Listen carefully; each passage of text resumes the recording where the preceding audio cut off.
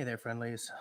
Welcome to the 15th January edition of or episode or whatever, of the this time beerless Blizz and Bushcraft live stream. Excuse me. I'm feeling dismal. In fact, I almost canceled, but I figured I would come on for as long as I can. I was home all day, sick today. I'm still not feeling great. I came home, I went to work, I came home directly, crawled into bed, and essentially slept until about 4:30 or 5, I guess. Had some chicken soup, and here I am.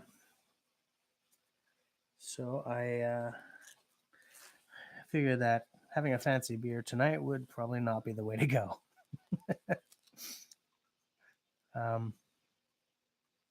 So aside from that, I'm just waiting for the kettle to boil, which it's doing.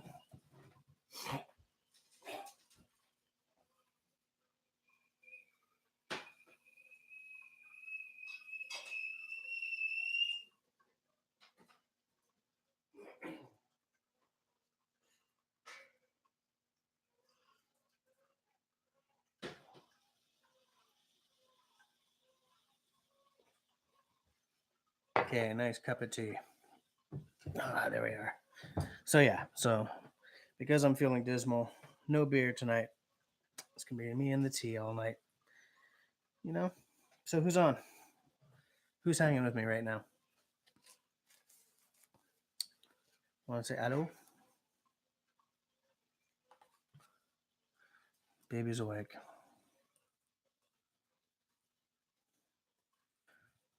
And please. Boom.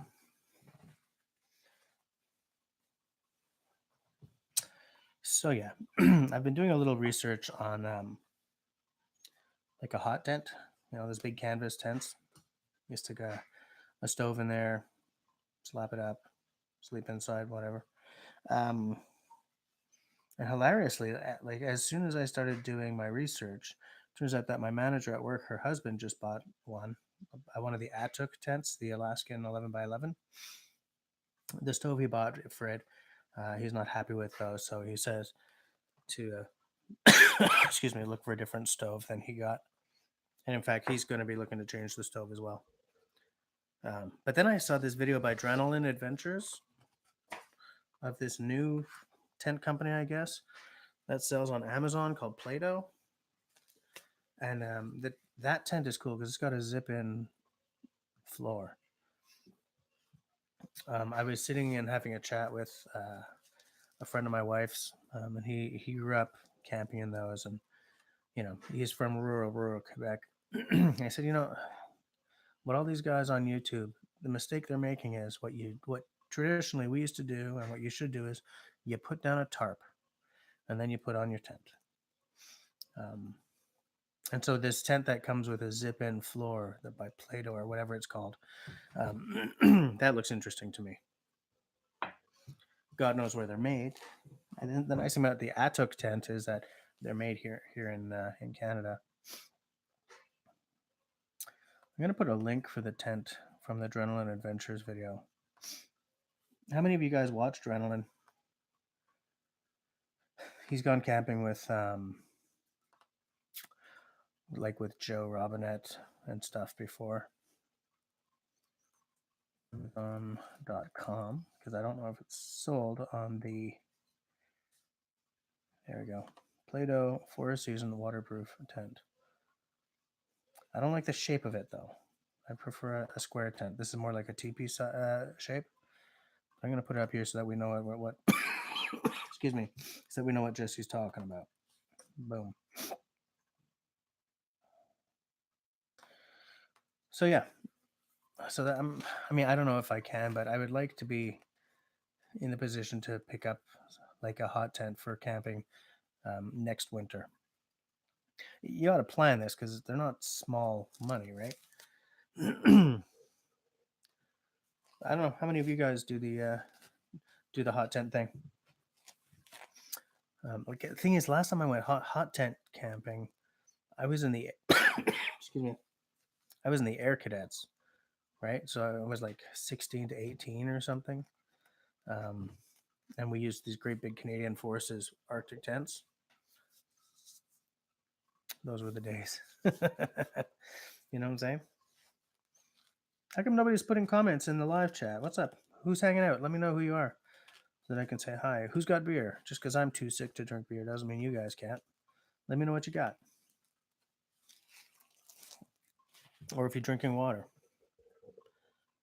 Tonight I'm having tea. I bought beer, but after spending all day sick in bed, I don't think it would be the right choice. You know?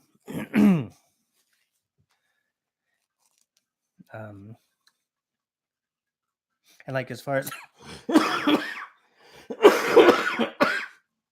as far as stoves go for inside a hot tent, there's so many choices in all kinds of price ranges, you know?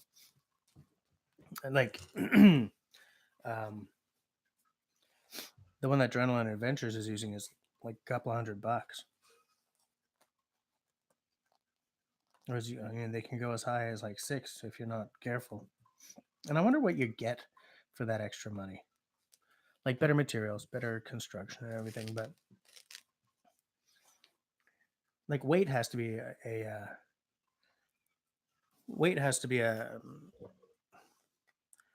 concern, right? You know what I'm saying? Hold on. Just got a message. I'm wondering if. Hold on. I just got a message about whether or not I'm live streaming tonight. Which reminds me I should harangue someone else.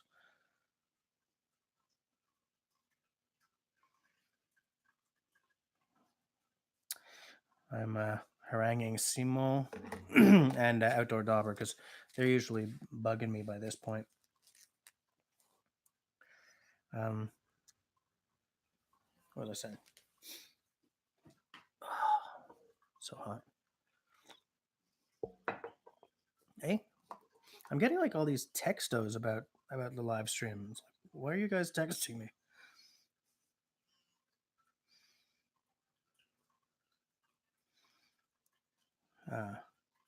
Oh, LT. He's having the good stuff tonight. I can hardly see it, but yeah. What is that, LT? Is that it's not is that a whiskey? It looks like a whiskey. Looks like a whiskey. No, it's a rum. Butcher on 15-year rum. Where's that from?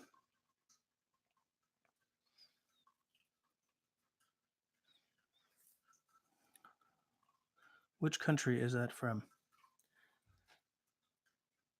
I'm getting this feeling that maybe the live chat or whatever it's called isn't working properly. Guatemala, okay.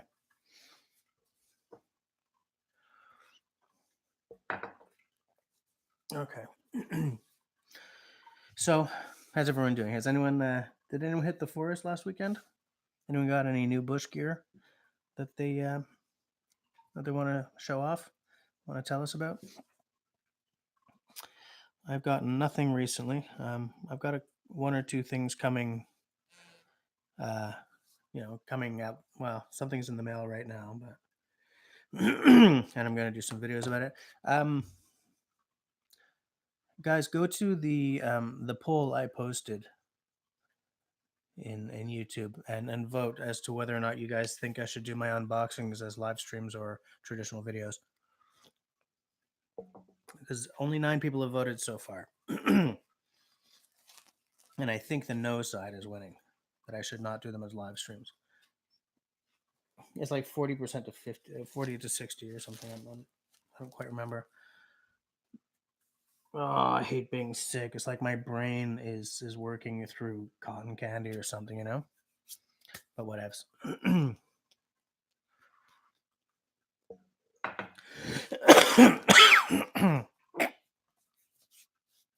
Yeah, I guess the live stream's not the live chat's not working,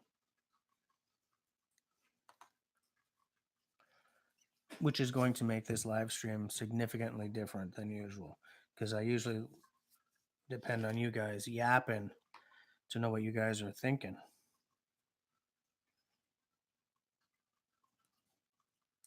Know what I'm saying? Know what I'm saying? So maybe I'll just do a little sketch for you what I think my ideal hot tent would be. I'm not seeing it. So everyone's seeing comments but me?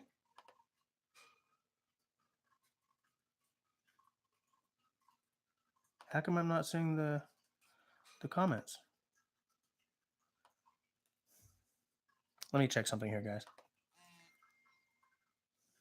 Let me check something here.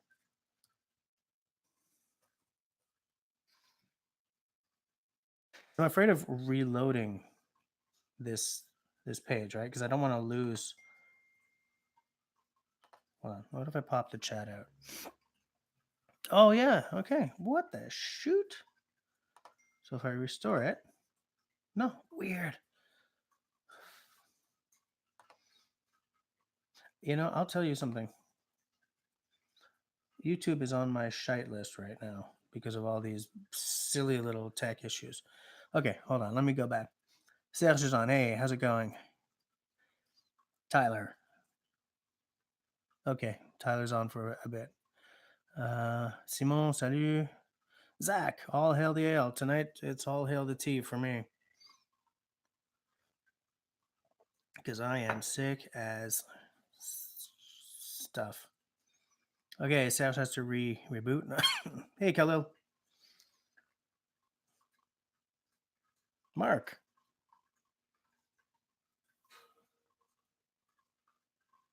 Okay, so Simon is here, but yet not. And he hasn't eaten it. Hey, Hamza. Comment ça va, mon ami?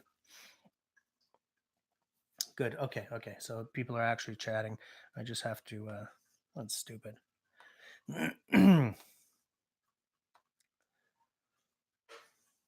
Okay. Where the hell's Outdoor Dauber? Where's that guy? So the thing is, the reason I for 2019, everything I buy bush related will be pretty much specifically to do a video on, because I'm not going to get a chance to do too much outdoor stuff because of babies and stuff. So like the hot tent will be for winter videos next winter. I've got a couple of tools coming in that I'm going to do videos. Nothing too expensive. Everything is, but yeah, I really want a hot tent.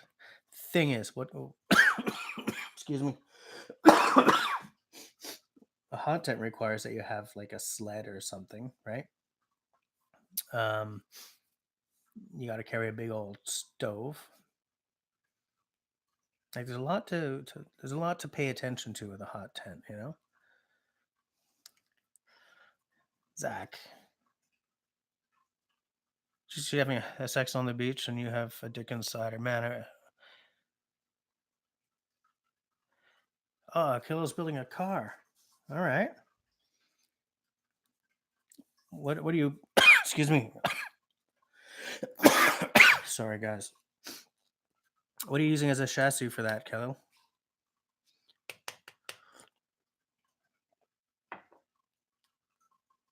Yeah, Hamza. I agree.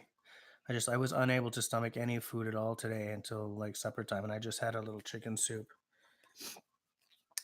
So here's what I'm thinking: an 11 by 11 hot tent, right? So like a square. I don't love the I don't love the round teepee shapes. Stove inside. What I would like to get is a tent with a zip-in floor, though. So maybe I'll take a look at those. No, LT, he's not. He wasn't being explicit. I like the idea of a zip-in floor because it means I don't have to carry a separate tarp to put under the tent. Um,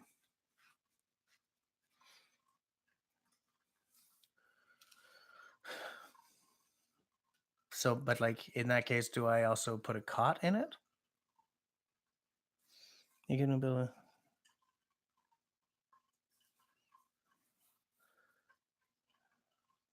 a car. Yeah, I'd love to know more about that car you're building, Khalil.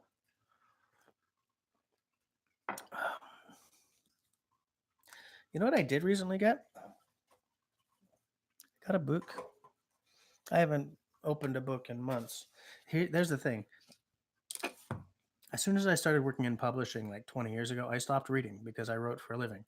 And I'm not in publishing anymore, but I still write for a living. So I don't read or write on my off time, which is part of the reason why it takes me so bloody long to get my blog posts up, you know? Uh, Anything over 40 proof kills, whatever else. Yeah, that's for true. So look, I got this book. It's called Birch by Anna Lewington. And the reason I picked this book up is because I heard her being interviewed on the Paul Kirtley podcast.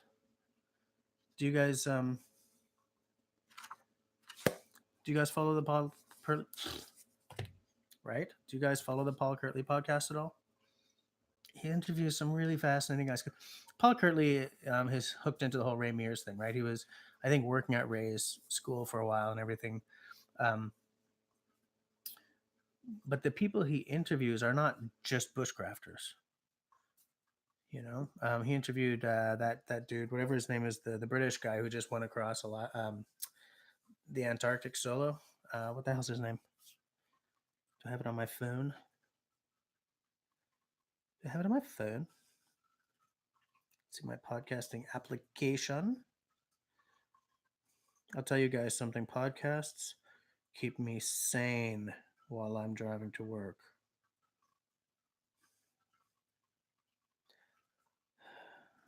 Hold on, I'm gonna find it. Lou Rudd. Yeah. He also interviewed Kevin Brownlee, who is sort of who does indigenous archaeology. I think he's at the the Manitoba Museum. So it's a really fascinating guy. Like, you know, one guy he interviewed was a flint napper. Just a lot of really interesting stuff. Anyway, so I bought this book and I started reading it. Hilariously, when I came home today, I brought this book into bed with me, naively thinking that I would be able to see. Man, when I get a headache, it just kills me. So it's about like the use and the folklore around the birch. Because I mean, if you're North American, the birch is a useful, you know, I mean, birch canoes and birch bark cooking bowls and stuff are part of, you know, the indigenous history here. You know.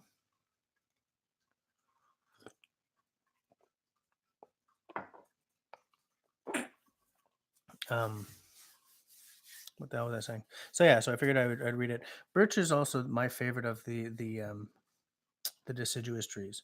I prefer conifers, right? I like me some pines. Um, like if I walk into a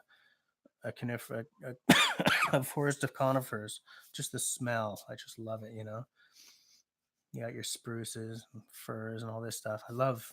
That's the side of the world of trees that I love. But the birch is up there too. Hey, Jeff or videos, Jeff R videos. I don't know why I said Jeff or videos. What the hell? How's it going? You drinking something tonight? Larch? Okay. Why is that? I think my favorite tree might be the cedar, but you know, it's a lot of what I like is hooked into when my stomping grounds were like British Columbia, right? Stomping through the forests and on the lower mainland was wholly different than stomping through the forest around here. So yeah, Simon, why is larch your favorite tree? Anyone else got a favorite tree?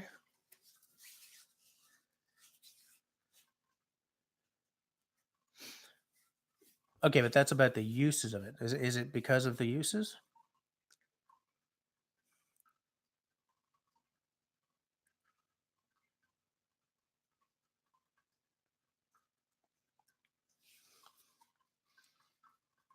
Interesting. Zach, do you have a favorite tree?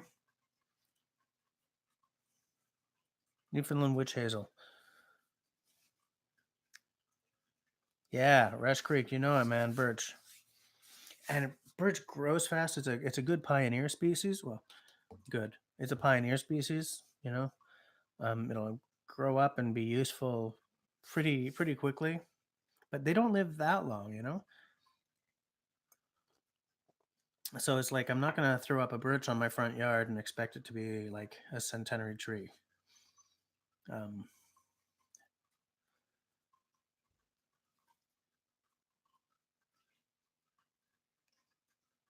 just taking a Coors Light.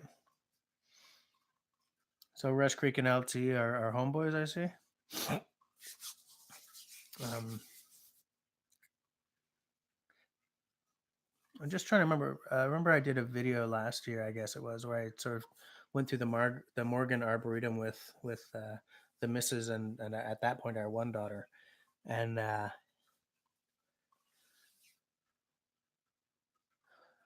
Serge, you like to work with maple? Well, with power tools it's okay, but man, I've carved maple before. Jeez, it's hard on the tools and hard on the hands. And I find that it's not one of the woods with a super interesting grain, unless it's like a spalted maple or like curly maple. The little Corvée, she's good. She's very loud. Well, actually, right now she's sleeping. She's small. She's cute, and she's still smaller than Camille was when Camille came out. You know. But yeah, all's well there.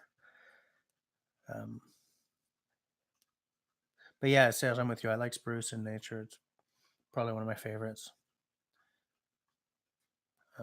For working with, like when it comes to carving, birch is definitely my number one. Oh, my hands are so dry.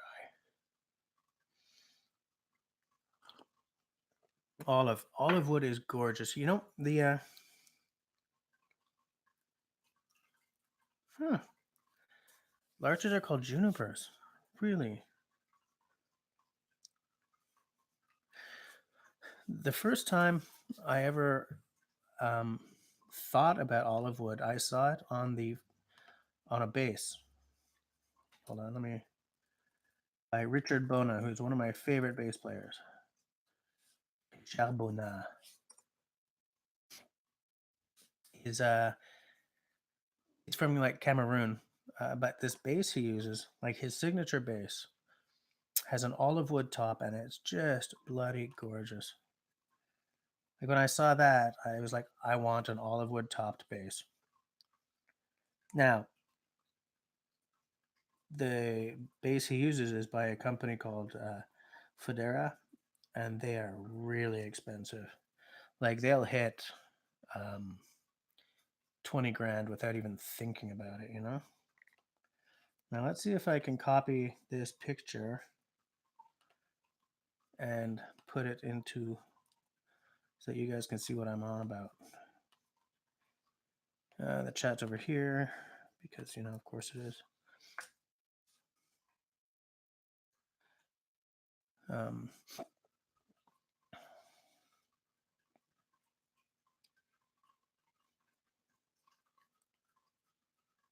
hmm.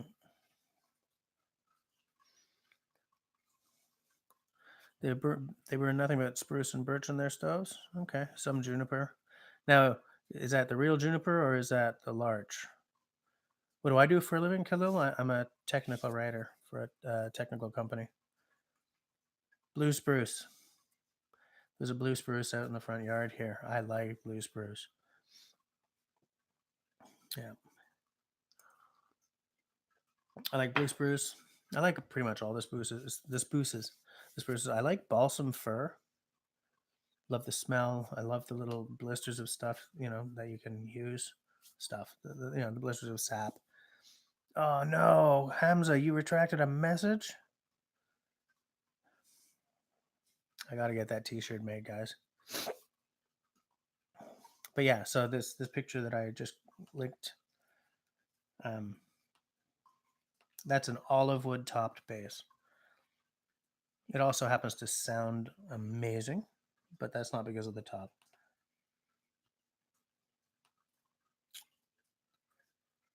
funny that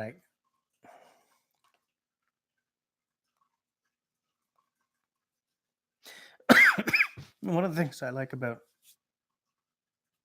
no, I'm okay.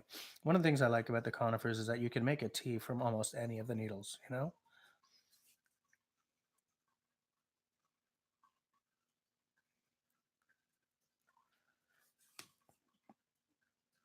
Yes, T-Dog, I sure am. I'm too sick for beer tonight.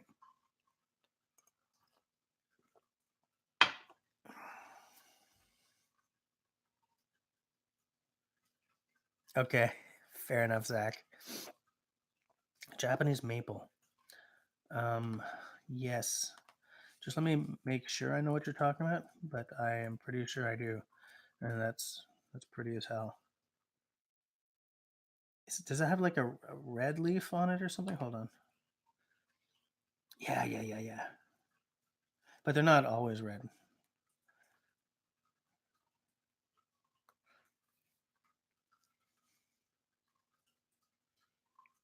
Yeah, Japanese maples are nice.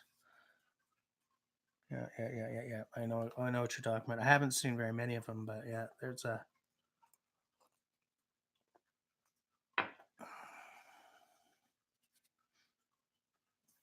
T Dog says, "Do you?"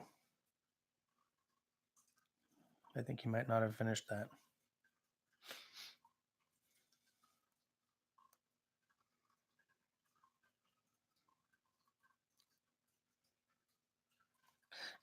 Rush Creek. One of the needles that I know of is bad. That's the ponderosa pine because it can bring on. Um, let's just say pregnant people should not drink it because it can rid them of the fetus. Um, but is there another one that you're not supposed to drink? I don't quite remember. Yeah, that's the one. Yeah. T Dog. Yes, I am definitely subscribed to Doug Outside. I love that guy. Walnut. Yeah, you can get walnut over at Rush Creek. I've got a bunch of Labrador tea leaves in here. Now, do you know a lot about brewing Labrador tea? Let me get back to Sash, and then I'll get back to you. Um, rosemary is also not good for pregnancy. That's right, Hamza. Serge, you can get walnut over at Langevin Forêt, but as you're saying, it's not the cheapest wood out there. So nice though, such a nice wood.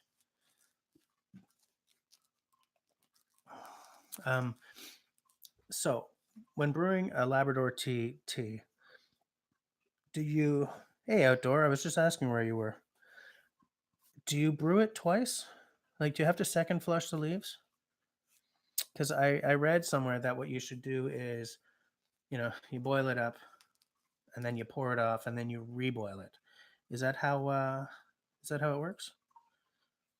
Tyler's back.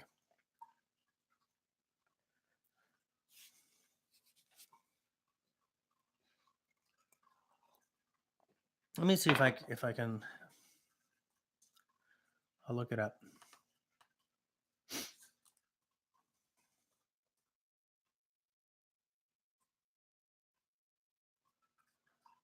Wait, 7-minute brew. Boil over the leaves. Okay, outdoor. The missus and the baby went to bed at like 6:30 today. Um, Cody and I stayed up and played a game, and then I sent her to bed. Mid-strength tea. Because here's what. Hold on, Labrador tea recipe. Excuse me. On images. I'm just looking for.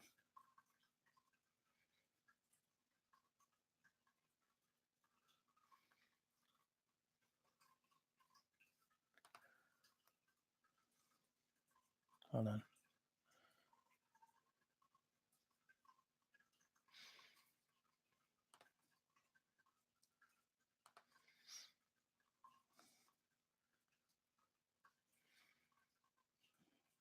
But there are no recipes here. Hold on a second.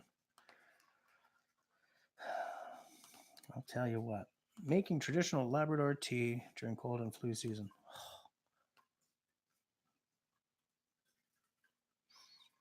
A recipe to try if you dare.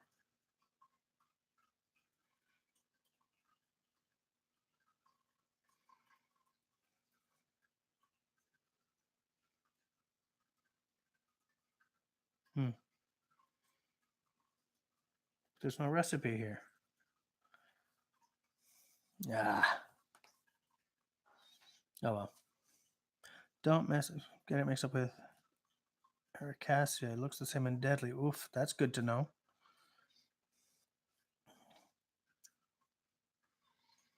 That's good to know. I definitely don't want to go killing myself. That's, it's funny because I would love to get into. You were gifted a tea by a Bushcraft USA member.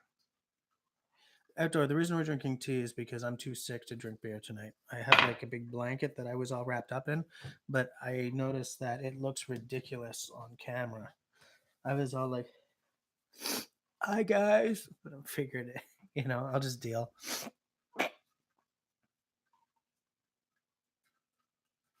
Well, what I've been reading about Labrador tea is that if you boil it, pour it off, and second flush it, it helps to reduce the toxins. I don't know enough about Labrador tea to I don't know enough about it.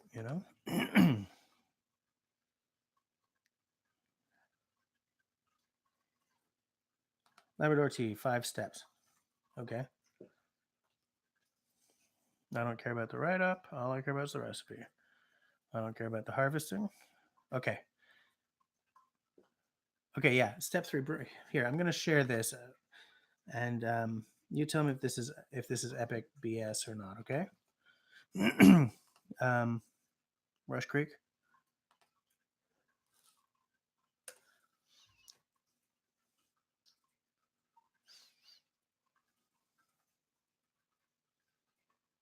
Wow, nice.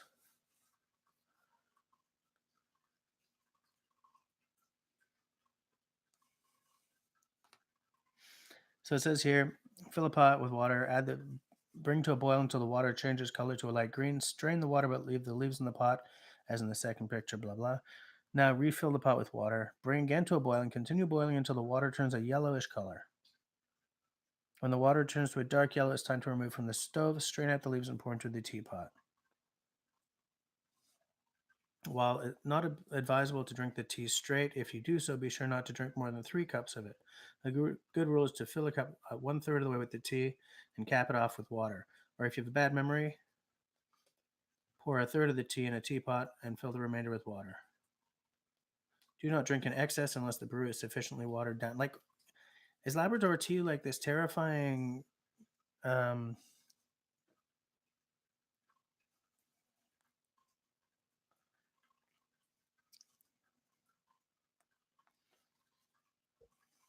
Tea is a good drink. I should have made myself a hot toddy tonight. Do you guys do the hot toddy in your various cultures and stuff? In my family, the hot toddy was always a big thing. I wonder if that's because I had a Scottish grandmother though. Like I don't know if a hot toddy is culture specific or if it's a pan cultural thing.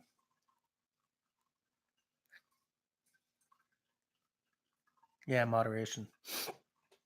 But like, does this 2 boil method make sense to you?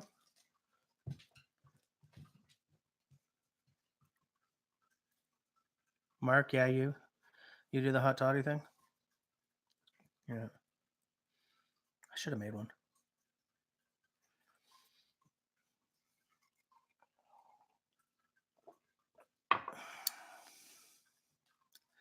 I've got a bunch of Labrador tea sitting over there. We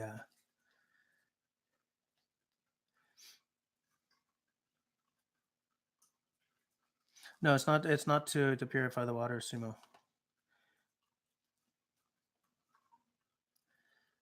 Uh,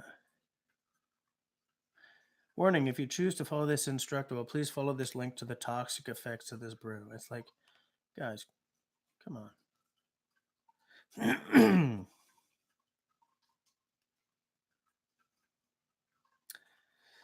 Labrador tea has been used historically and folklorically for a variety of ailments, ranging from skin complaints to malignancies. It can be made safely into a weak tea, but care must be taken not to make concentrations too high.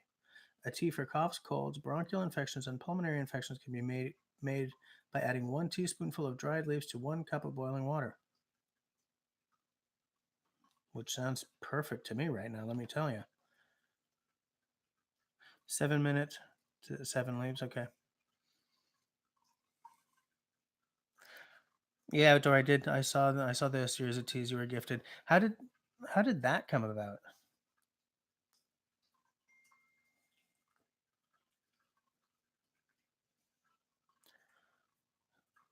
Hot water, gin, and honey. Wrap yourself in a wool blanket and sweat it out. Yep.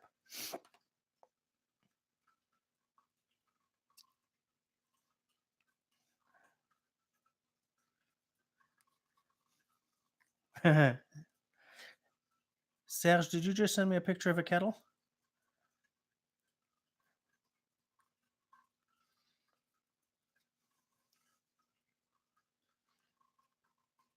Yeah, I think this is Serge. How come you're not showing up as Serge though?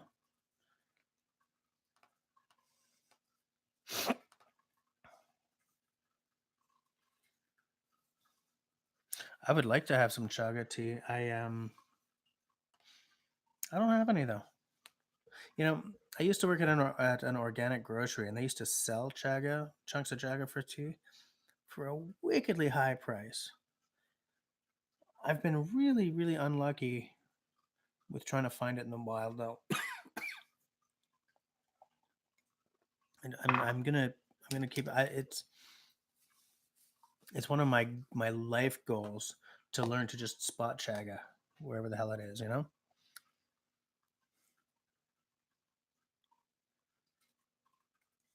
Yeah. It's funny because Serge, you're only showing up as a phone number now for some reason. For some reason.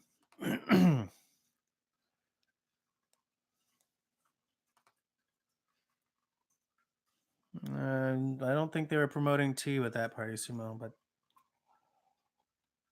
whatevs, right?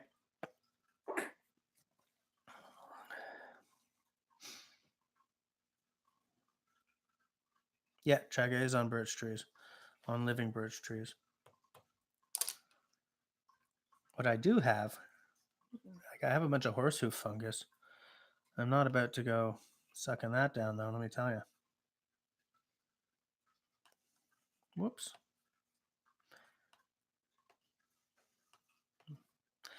I got lost here. I got too many windows open.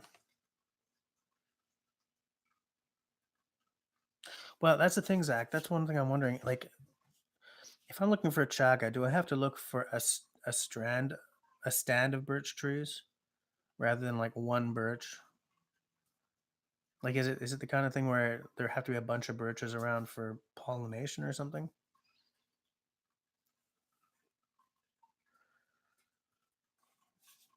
Outdoor, man.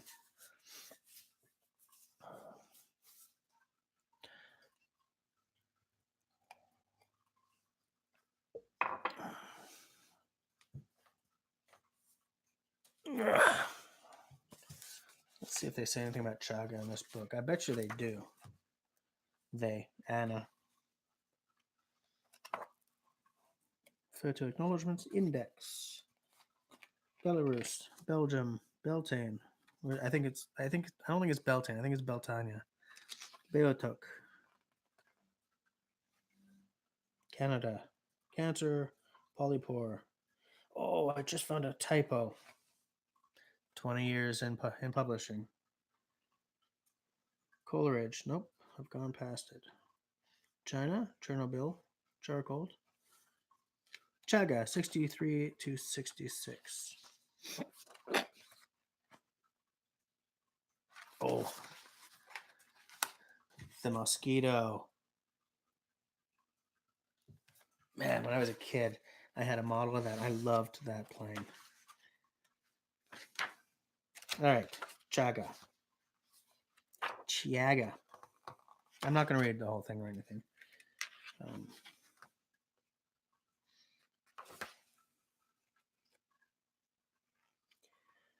The Khanty and other Siberian peoples, including the Nenets, Kami, Selkup, Evenki, Evan, and Yakut, have traditionally drunk a chaga tea for general well-being and the prevention or treatment of various illnesses,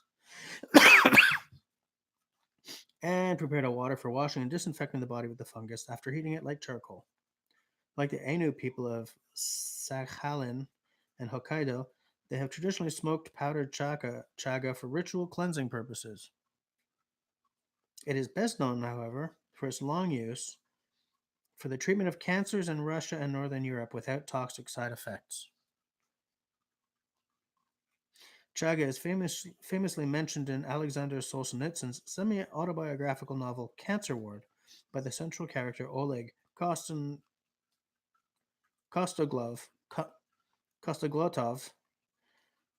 Oleg Kostoglotov, who, while suffering from cancer, could not imagine any greater joy than to go away into the woods for months on end, to break off this chaga, crumble it, boil it up on campfire, drink, and get well like animal. The novel also mentions an old country doctor, Sergei Maslenikov, who had observed that there was no cancer among the peasants who came to him, and instead of tea, they brewed up a thing called chaga. I'll tell you something. I'm always leery of cancer treatments.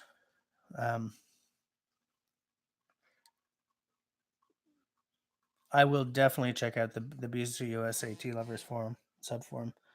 Oh, man. Hold on. The more birch trees, the more chance of. Yeah, I know. I know.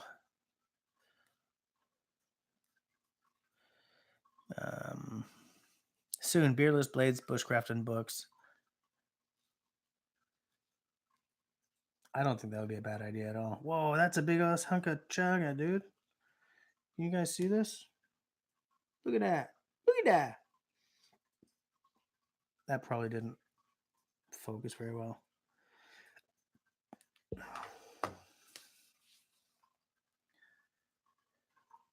Yeah. That's a big hunk of chaga. And like you have to process it to make a tea from it, right? Or you just throw it into water.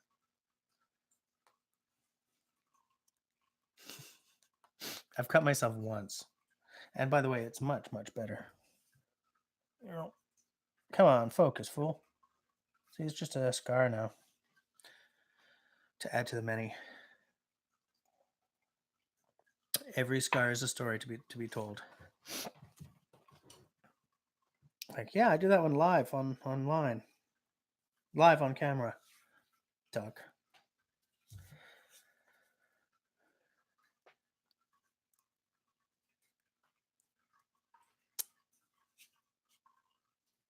Yeah, but like, how do you process chaga down to make it into a tea? Like, do you process it the same way as you would for, like for a fire starter? And here's another question, actually. Can you make a tea from chaga and then use it for as an ember extender? So that's it, eh? Cut it up into chunks and throw it into some water. But are you just using the spore tubes part? Like you do for yeah, I can. Yeah. In that case, it's the gift that keeps on giving. I should pick some up or go and find some in the forest. Yeah. I have this sort of, not a dream, but I've had this long-term plan of doing like a mini, the orange. Yeah, so it's the spore tubes you use. I would like to make a documentary video on birches. Like nothing too long or anything. Maybe about an hour.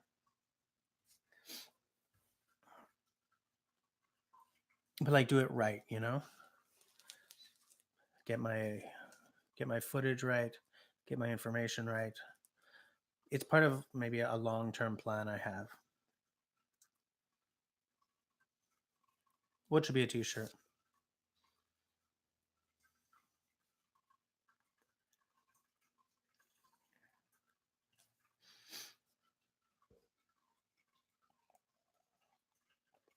Oh, tea's a good drink.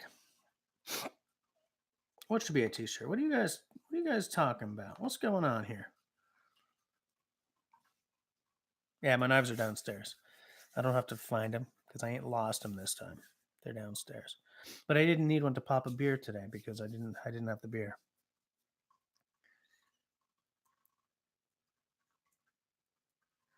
I don't think that needs to be a t-shirt, but message retracted definitely needs to be a t-shirt.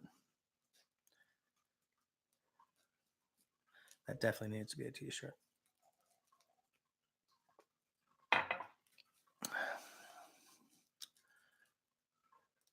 I'm wondering if does nutsack need to be a t-shirt though?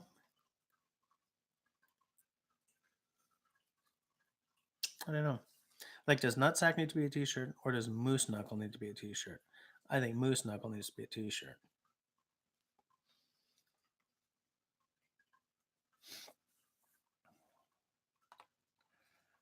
How come nobody is like telling me about new bush tools or anything? No one got anything new? Nutsack retracted. That's like when you jump into a really cold pool. Not speaking from experience or anything.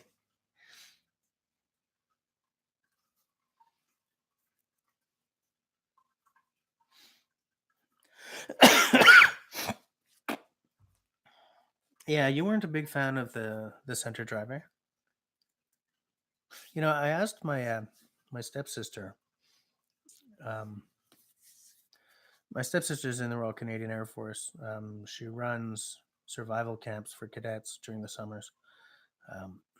And I asked her once what she figured was a good survival knife for that kind of course, because I have a friend whose son is in the Army cadets, and he wanted a knife, and like in his regiment, it had to be not wider than the palm. And she said that what she sees in her survival camps is everyone's just bringing Leatherman. I guess because the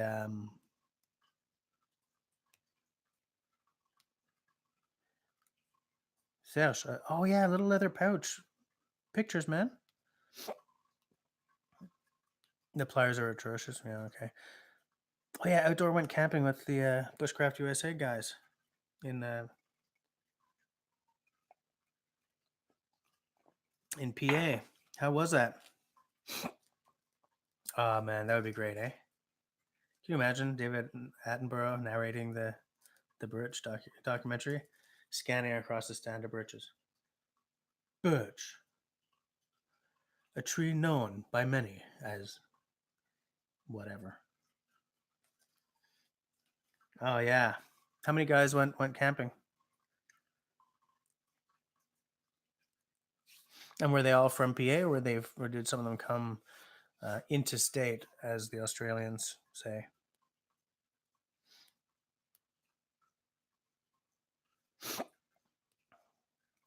I've got something coming in the mail. In fact, I wonder where it is. I got something coming in the mail that was on my Christmas gift guide that I put up in December. That, of course, you guys all watched and bought or got stuff bought for you from, right? But everyone's seen my. Hey, Austin. Fat Austin? What? LT's taking the cadets out in February. Nice.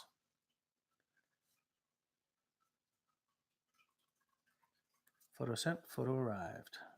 Let me see it.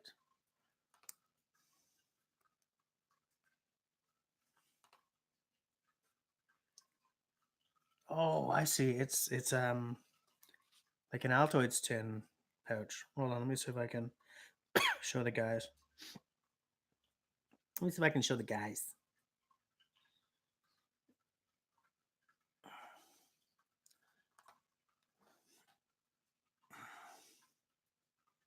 Pretty cool, eh? He does nice work, man. He does good work, that brother of yours. Hey.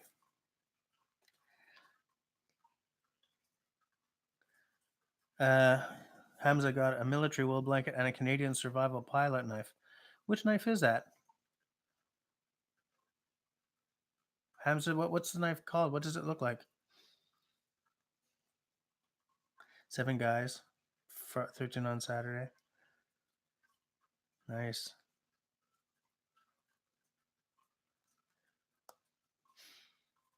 Yeah, of course, not the live streams. Come on.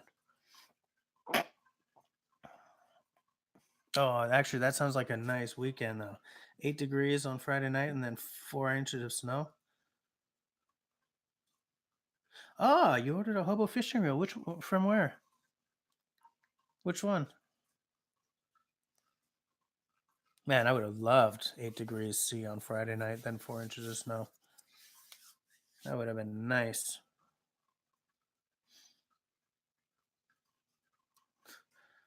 Phallic shaped object fishing reel. Really?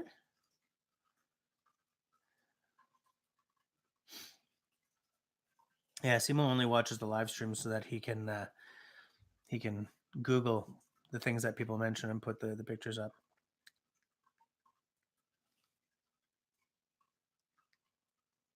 Finally got Etsy and makes them super cheap. What's the Etsy store? Yeah, sure. Send it over. I'll post it here so that people can see. Peoples can see what? All right, Hamza. Let's see what this knife is.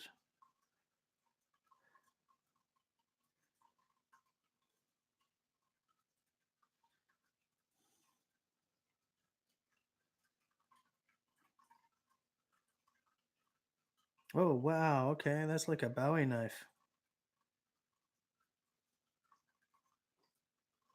It's got a leather stacked handle on it though, which is cool. Let's see if this actually will come into the focus. You're not going to come into focus, are you? Oh, there we go. Sort of. Yeah.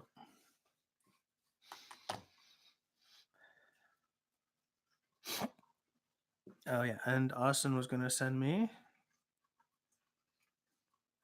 Austin was going to send.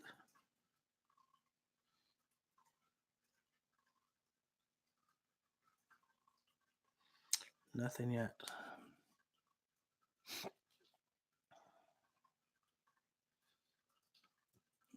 So much email. I don't want any of it. It's all school related. Yeah, I was going to say, Simo, that the same thing to Hamza, but I got distracted. That looks like a USAF knife to me.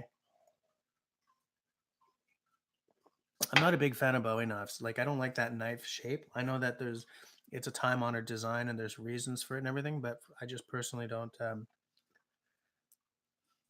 I just don't personally like that blade shape.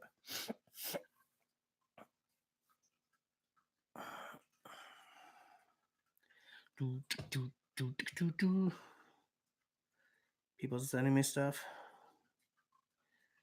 Sending me stuff to show off. Boom. Still nothing from Austin. I find it hard sometimes to keep track of who sends me stuff on which platform.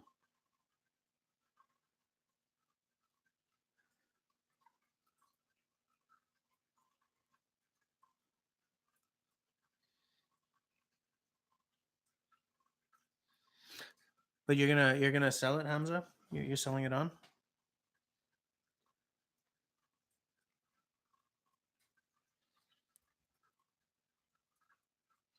Austin, are you emailing me?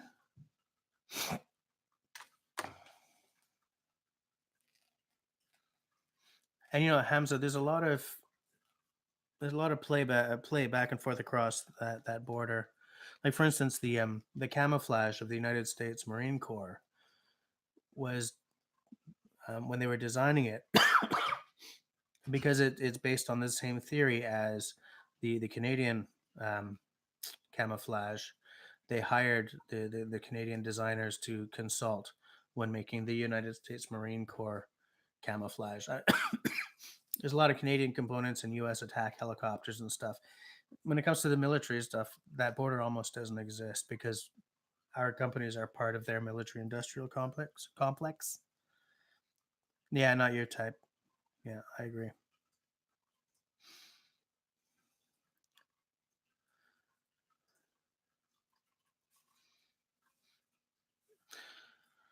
Zach, I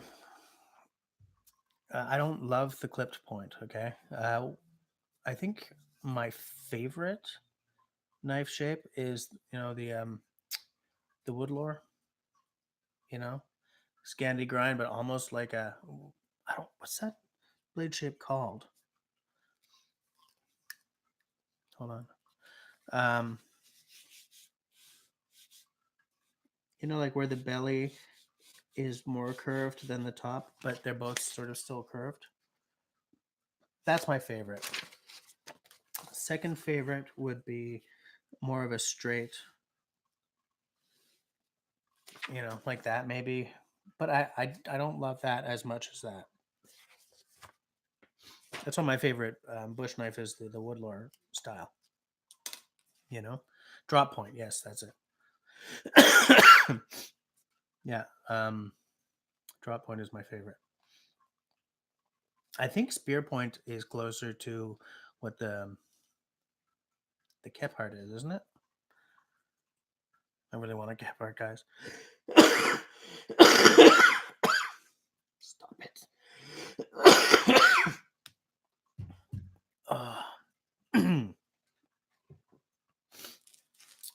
Still want a Kephart. Still want an Esmuk. Outdoor got an Esmuk.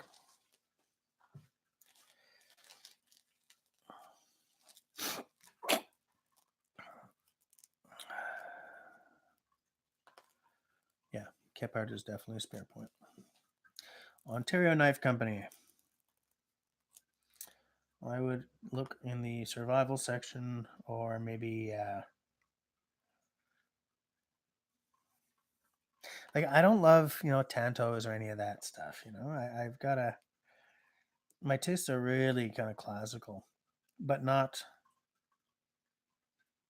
I think classical is the wrong choice because those Bowie knives are a very classical design.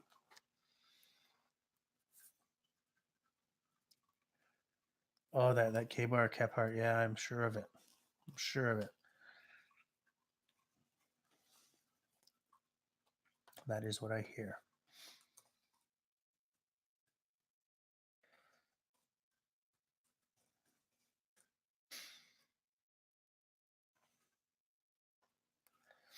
How much is that that K-bar Kephart?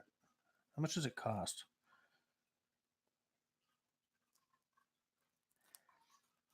I'm looking for the 183 US. It's not a bad price.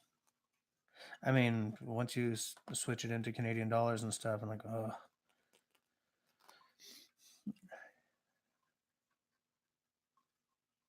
You're digging the modern kukri shape you've been seeing recently? Like what?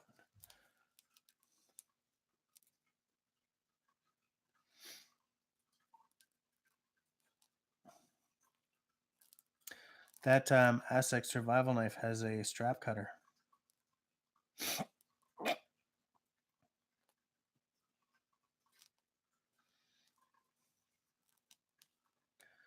Ontario Knife Company, known best for bayonets. All right, see you later, Jeff. Everyone say goodnight to Jeff. But Austin, which modern kukri shape are you talking about? Austin, I just remembered what your name is on Instagram. Okay.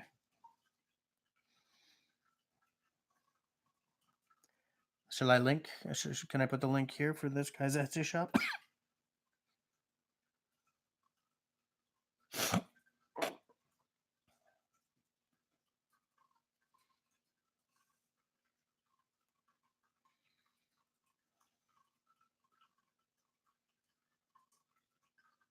Hobo fishing reel. Jesus.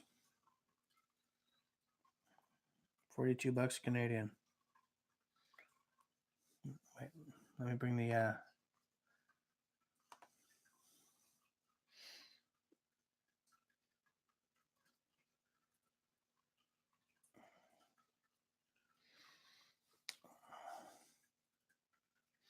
Squire brooms. Hold on, let me find Etsy. What is it? Etsy.com/ Yes.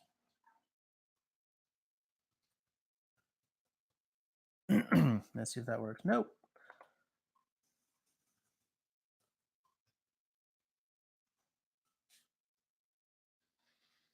There we go.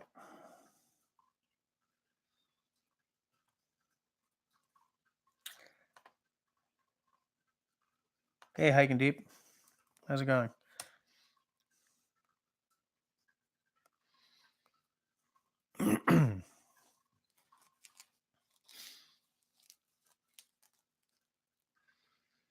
All right, I just posted a link to the Etsy shop with those hobo reels. Now in Canadian dollars, they're $41.11. What do they cost in American?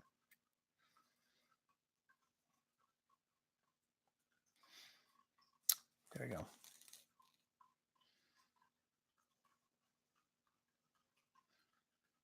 What? You wouldn't let me do it? Let's try this. Error.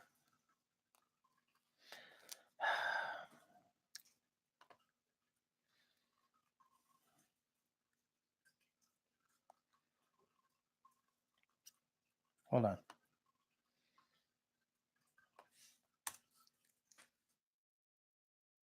See if that works.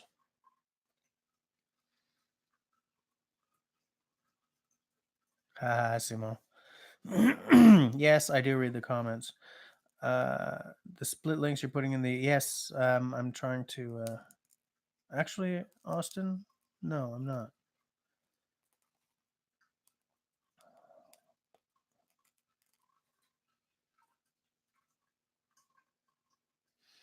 Outdoor, yes, I'd like to see that. I'm looking for your Austin. I'm looking for the links you're putting in, but I'm not seeing them.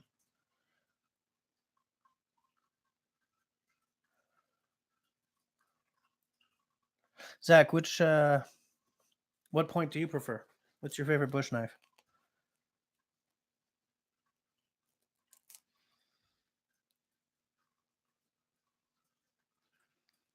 Yeah, Austin, I don't see your links anywhere.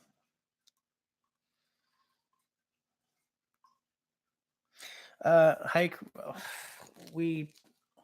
I started talking about hot tents. You know, those big canvas tents with the stove inside. And then we sort of got on to knives. Tonight's topic is just whatever you guys want to talk about. Hamza was telling us about some stuff he just bought. I was also asking guys what their favorite tree is.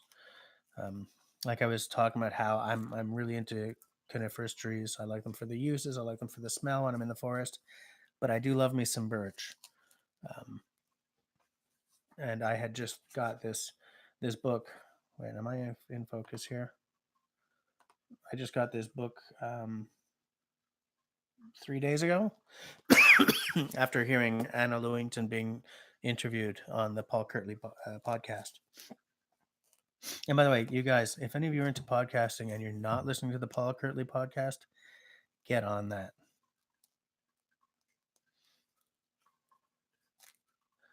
You like pine?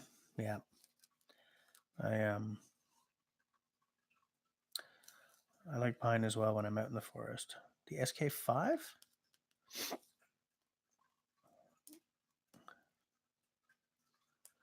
Fair enough. Yeah. Outdoor, here's what you do. You knock down a walnut. You cut out some billets about yay by yay, and you send them to me.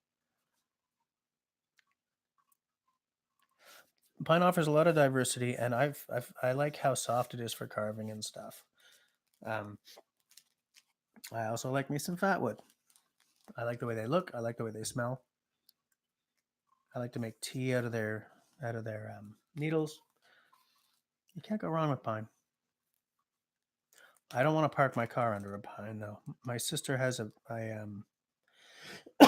my sister has a huge white pine at the bottom of her yard, and it stretches right out over the driveways, and her cars just end up full of goop. Yeah, the sap is great.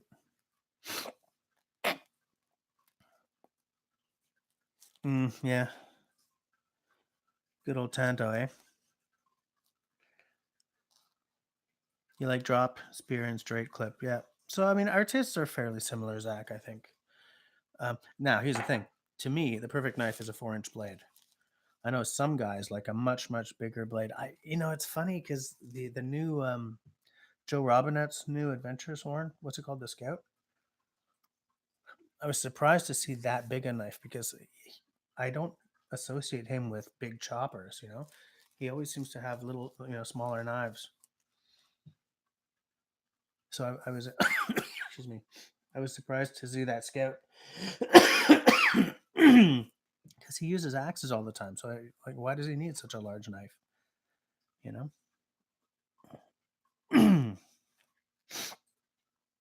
All hail the white pine. All hail the ale. All hail the white pine.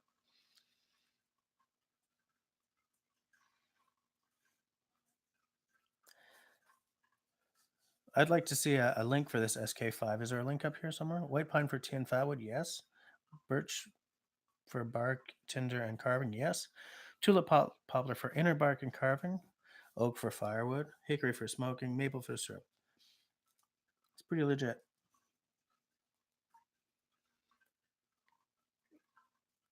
I gotta see this SK5 these guys are talking about. That's probably in Ontario, right? Oh, yeah, okay. Interesting. That's a little cap art there.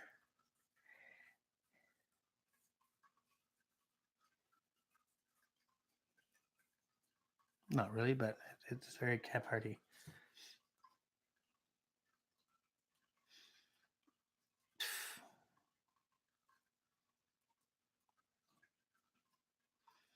Either a silver finish or the special operations capable powder coating. No, I don't want a powder coating on my knife.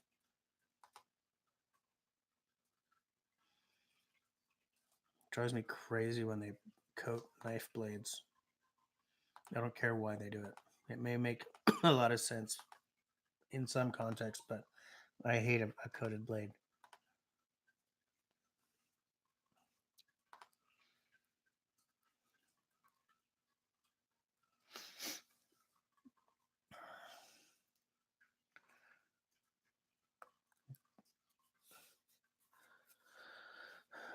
Hold on.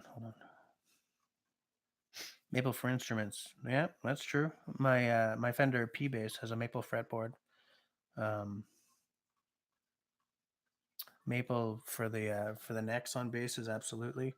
My Sadowski has a maple neck, obviously. The fretboard on it is Madagascar rosewood, but the top on it, the top wood, is a spalted maple. Looks fabulous. Hiking deep, you carry a handcraft, hand forged D2 carbon steel. That's a legit steel. 14 inches overall. Holy crap. You have a video on it, but don't want to spam you guys? Bring it on. Bring it on. Just you'll have to split the URL the way these other guys are doing, so that it ends up on.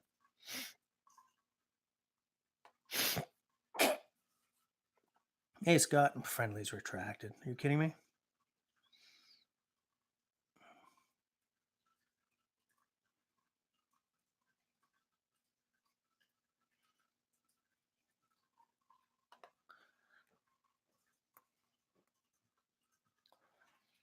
Hey, there's one for 144.86 on Amazon.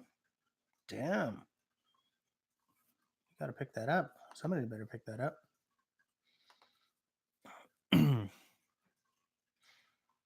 Outdoor agrees with Zach. Let me go back. Yeah, to me, it's a 4-inch blade. Mike Morton, he's into the 3-inch blade. That's his comfort zone. Um, I like 4 inches. I think it's just the perfect blade size. Um, I guess I could go up to 5 inches, but meh. I could see certain context for like a neck knife or something being a 2 or 3 inch blade. But I like around a 4-inch blade. Absolutely. Austin's having a hard time finding the kukri shape he wants to show.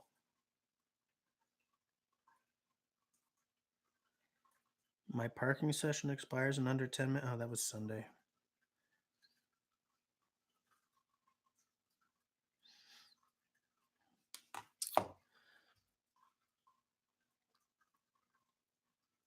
The Tops tracker.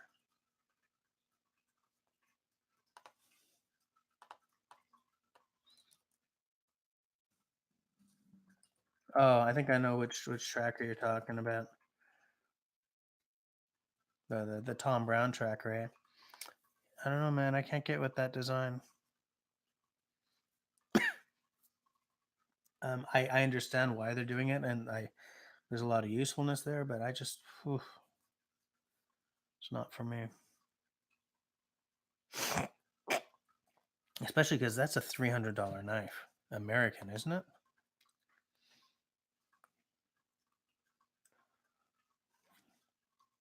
Awesome. I don't see the link. It's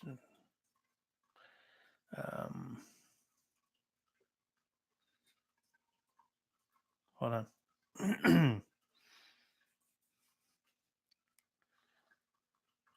But Austin, okay, the tracker is not specifically the knife you're talking about. Okay. Outdoors got another Eldris.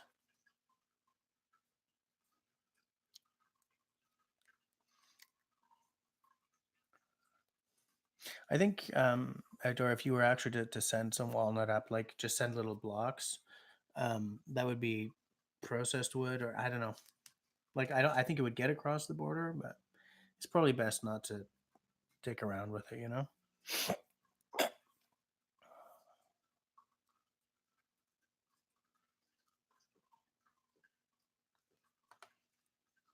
There, okay.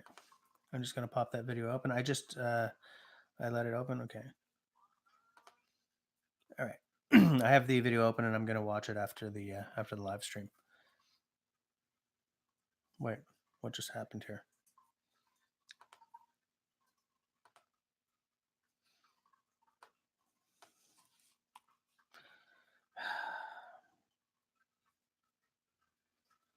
Damn it.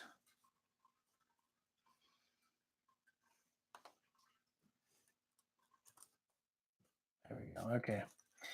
When I hit that link, what else? Let me see. Okay. So I will open in a new tab. Boom. And pause. You can get the Tops tracker for less than 200. Okay. It's good to know.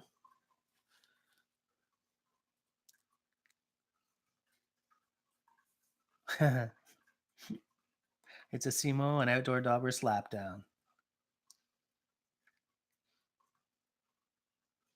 I don't think fabrics and wood would have trouble at the border. Like if they're products instead of like I think if Outdoor tried to send me raw lumber, forget about it. But if he sent me pen blanks, it would probably get through, you know?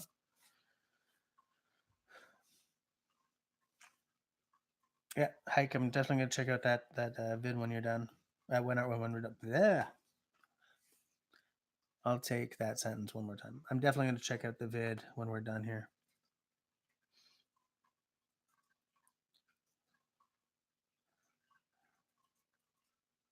804 views. I guess it's a good video. Where's the live chat gone? Tabernacle, man.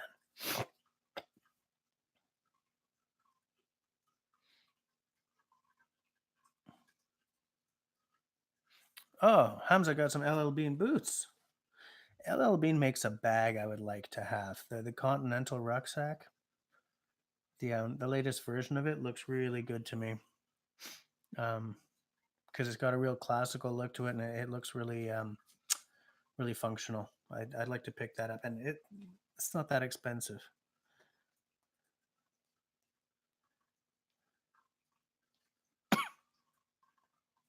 $10, Jesus. Excuse me. All right. Hey, you're not going to get an Eldris for $10 in Canada, that's for sure. Jesus. Around the 12.45 mark. Okay, good to know. Good to know. Oh, your 3 most sentimental knives.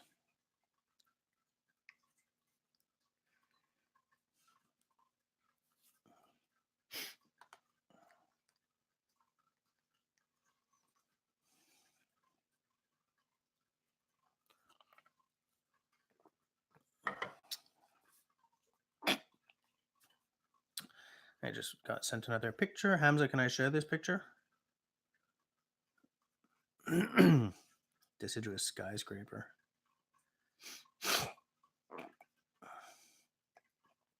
Okay, just waiting for it to load.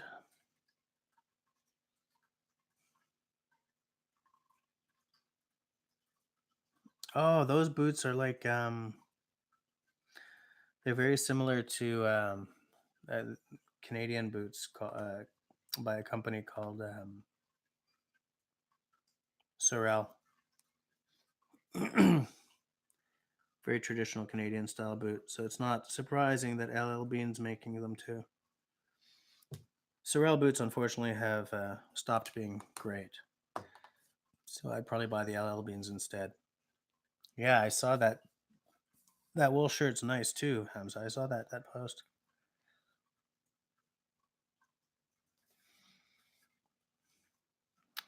Hamza gets all the best stuff.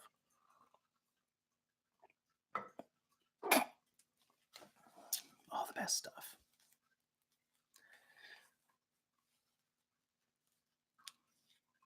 Just taking a look.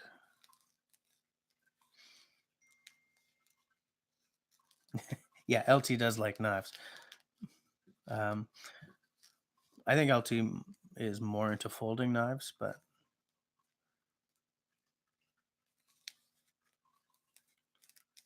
you want to oh my god, learn to speak. You gonna relocate up here? It's not a bad concept. It'd be nice to have you.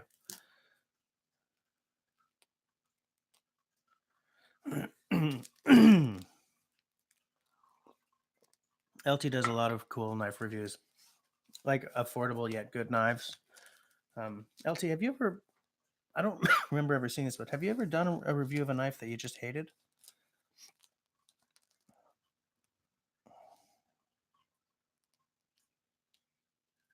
Northern Toronto, okay.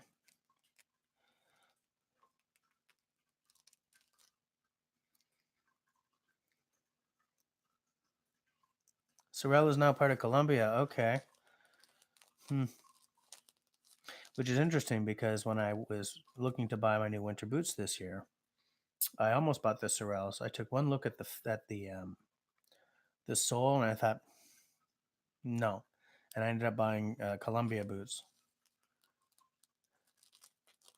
Mickey Mouse boots? No. Northwest Arkansas. Oh, hike. That sounds cool. That's a cool job. So, I mean, you could relocate here, no problem, and still keep doing the same job, right? Sure thing, Austin.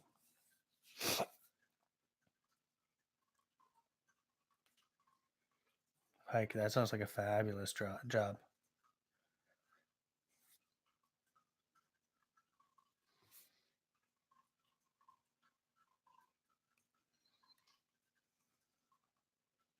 Yeah.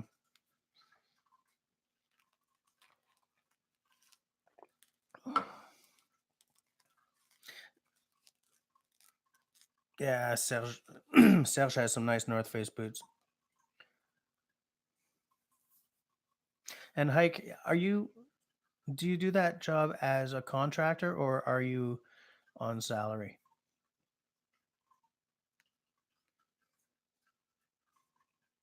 Hey, Trapper, how's it going?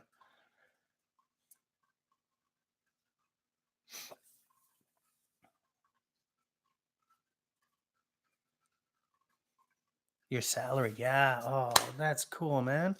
Can you? What? Man, how'd you land that? That's a cool job, especially for salaried. Because I mean, I've done some cool jobs, but it was always as like a contractor, so there was no stability.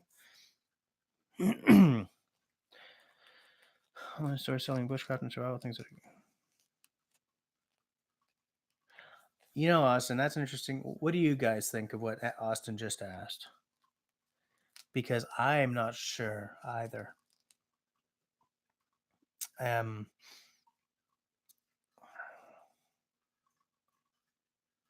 the only stores that I deal with, in if I'm not going directly to the maker, the only stores I deal with are Canadian Outdoor Equipment Company, which by the way is a brick and mortar store in Ontario that also has an online store, or Bushcraft Canada, which is located in Kelowna, BC. But I don't know how well they do because Bushcraft Canada doesn't have a brick and mortar store. I don't think. I don't know how well they do, but they've been in business a long time. Their prices are within reason, you know. But what shocks me is, when you go on Amazon and you'll find like a small forest axe for $400, right? Because that's always sold by someone else through Amazon. How does that company make money?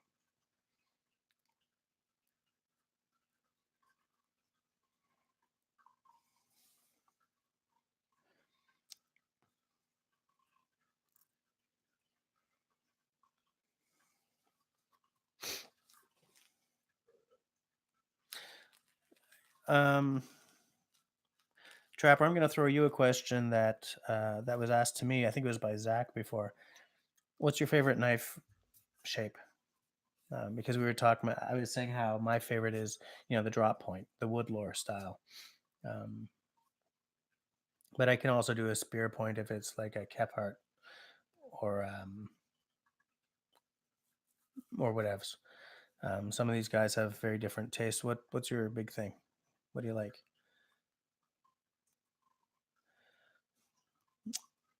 I hold on, Zach. I When I went and tried on the Sorels and bought the Columbias, I had actually gone to Mountain Equipment yeah, to Mountain Equipment Co-op looking for looking for a pair of Timberlands, but they didn't fit. They were too narrow. Serge, I'm with you, but I don't tend to get to see the things in person all the time,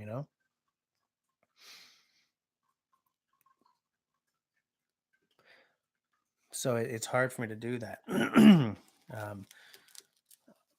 There are a couple of things I've sort of have set my sights on, but I don't always get to. Yeah, hiking deep. That's a good plan. Yeah.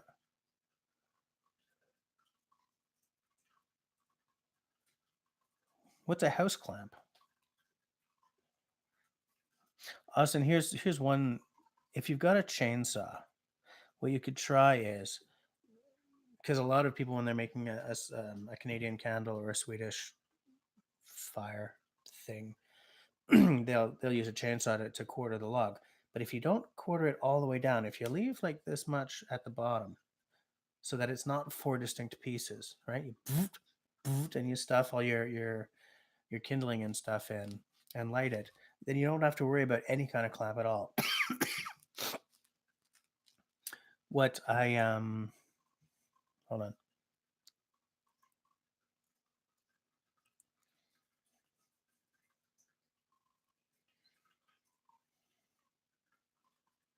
Oh, a hose clamp. Oh, maybe. I don't know. I'd never thought of that because you don't want to actually clamp it. You just want to hold it from falling apart, right? Which is why I would say just cut it not all the way down. one thing that I use is the the MIDI 001 by Sportes, which is a grill that goes on top. I mean, most of you guys have seen this already, but hold on.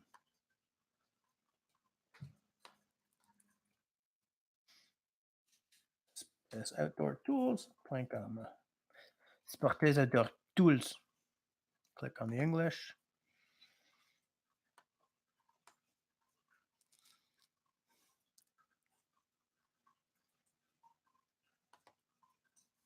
Here. I use this thing, Austin. Oh yeah, you've seen the vid. Okay, so you know what you know, because what's nice about it is that those nails, they keep the logs together as well. But then again, that's 72.50 Canadian. Oh, it's gone up in price. Well, at 72.50 Canadian, it's under $70 US. Um, uh, hold on, Simo. I don't think that the immigration rules would give him much trouble because of what he does for a living. Like, he's not coming here and looking for a job. He can relocate and still do that job. You know.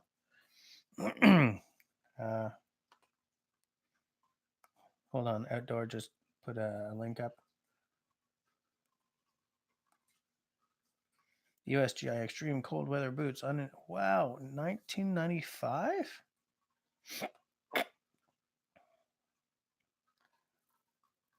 9 regular. 69.95. Look at those boots. Oh, those are the Mickey Mouse boots. Okay, do you wear those? I've never seen them in person. I've only ever seen them online.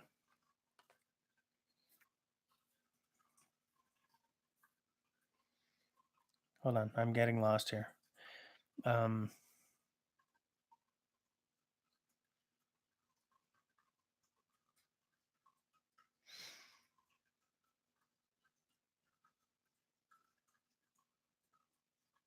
Hamza, that's a generational thing.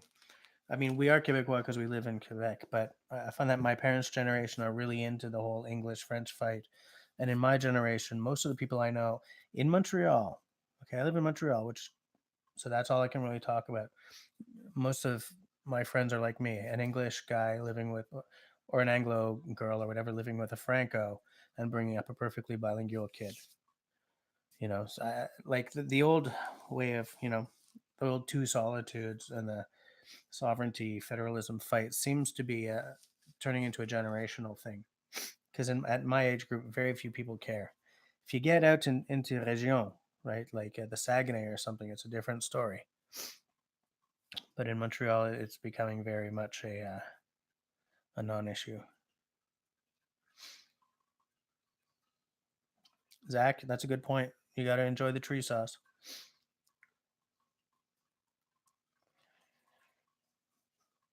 Hike and deep primitive tools. I like it.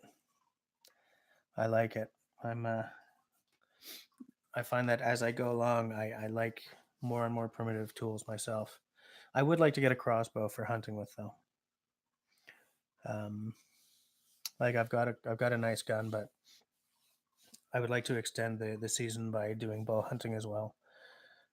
Um, outdoor, you have a pair, but they're heavy. Yeah, they look like heavy boots.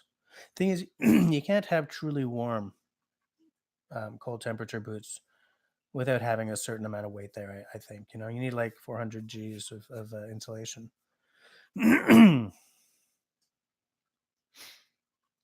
um, yeah, that's the thing. Like Serge says, we're not. Yeah, you know.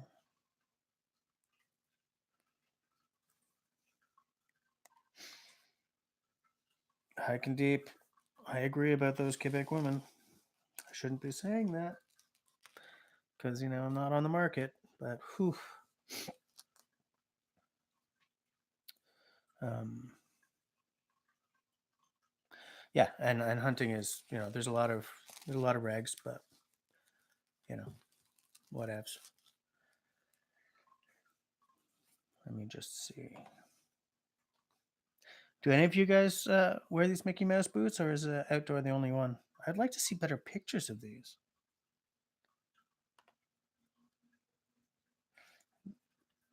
Oh, I see. So R would be regular, N would be narrow, and W would be wide, I guess.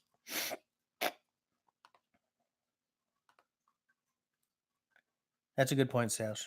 I am living with a Quebecois. Yeah, it's a good point.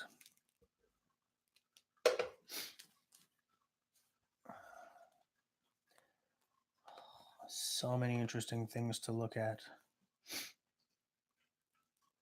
If any of you guys start again, have any of you guys seen the Sportes Firewall Plus? I'll just put a linkage here.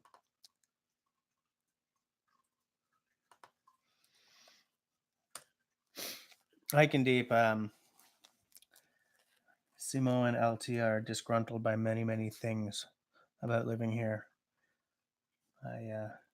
I'm not as disgruntled.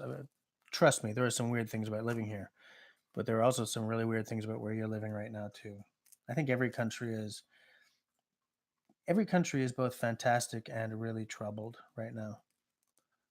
You know, every country is fabulous and every country is a disaster. Same with cities.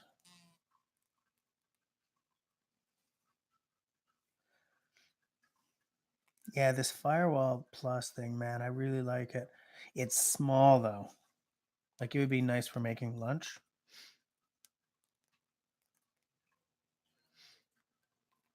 Back to New Bushel. You ordered 2 drywood blades for your Tshirt saw.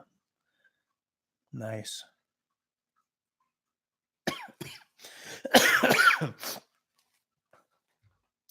Has that arrived yet? By the way, that Tshirt saw. I kind of feel that the Agawa Canyon saw is just a refinement of that Destroyed saw. Like I feel that the Destroyed is sort of the spiritual um, ancestor of the Agawa Canyon because their mechanisms are very similar. LT says the women are beautiful but also very stubborn and sometimes bossy. Yeah, there's no problem there. Oh, hiking deep.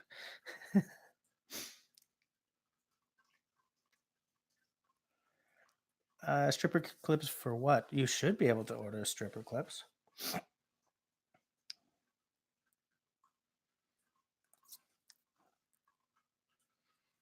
Yikes, Simo.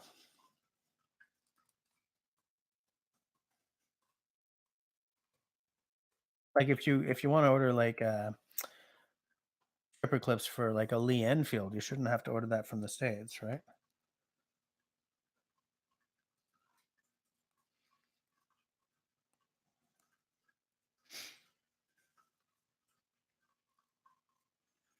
Or are you looking at like 223 stripper clips?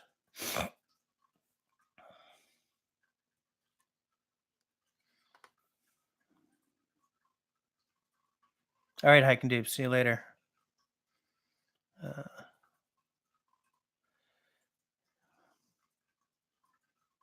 Scott, the bossy just means that you don't have to take responsibility for certain mistakes.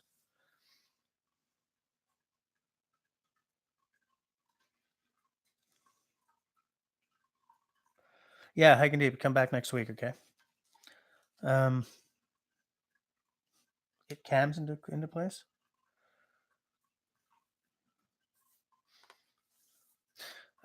But Zach, I'm looking at stripper clips on Austin. Yeah, man. Good luck.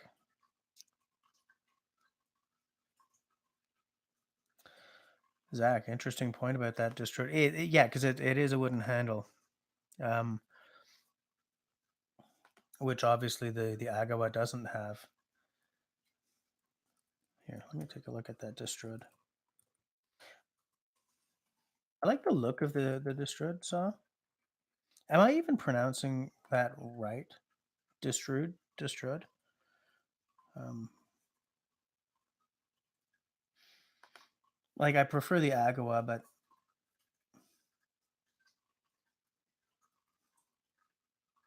I'm looking for, like, they look like they're essentially the same design. Essentially. But outdoor, has that saw arrived yet?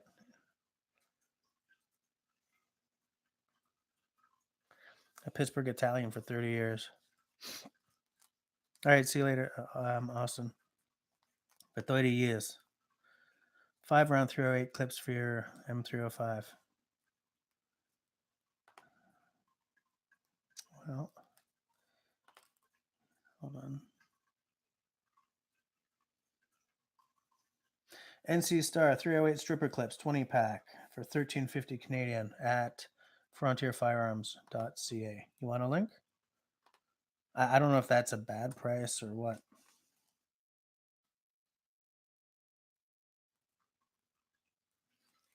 There we go. Oh, the saw arrived Monday. Nice. Nice. How heavy is it? Like, is it aluminum or is it like a stainless? I'm seeing pictures at what's it called? Four Dog. Is that what it's called?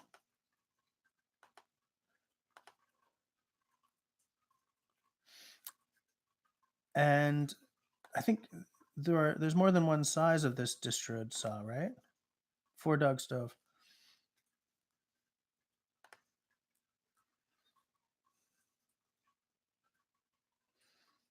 See you later, Hamza. Aluminum body, yeah. So it's very. Is yours the 21 inch? Because don't they make like 2 or 3 sizes of this thing?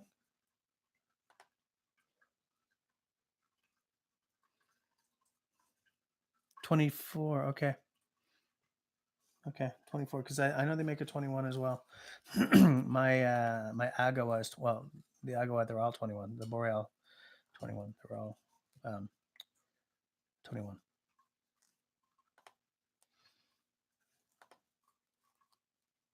Yeah, I'd like to see one of these distillers in person.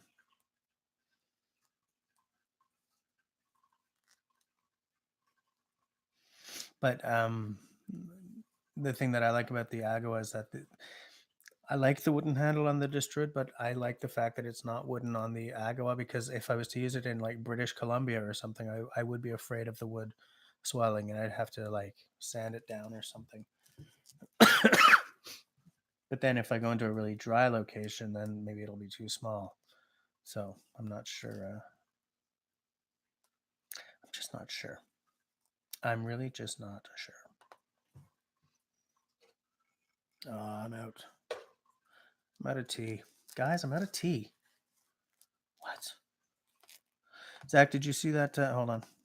You can find 10 round clips from NC Star. They aren't easy to feed into the gun. Okay. Yeah, I haven't seen Dish in a while.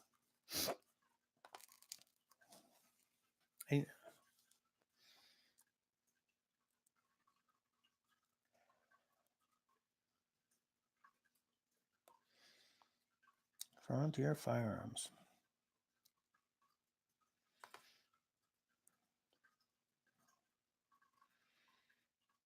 Canuck Commander 12 gauge bronze. I don't even know what that is.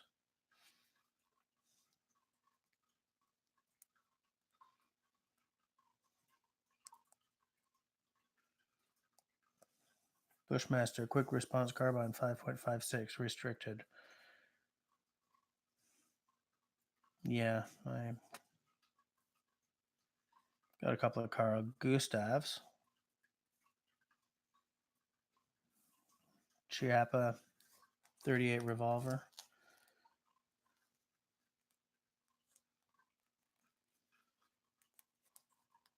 Bunch of CSA, CVA, CZ.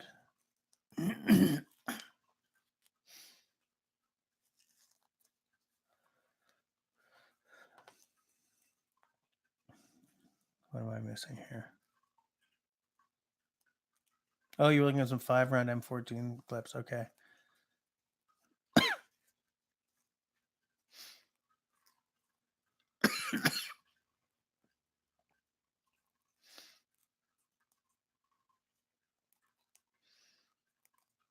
Simo, Zach has an M305. So he's looking for 5 round 308 clips. Where'd you get that M305 from?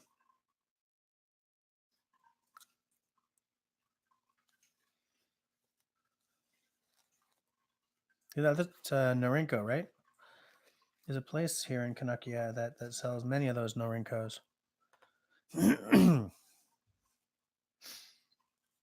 Gunbroker.com.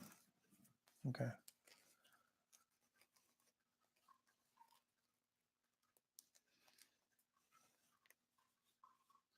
Oh, Cabela's. Okay. Cabela's.ca. Or do you have a brick and mortar Cabela's there?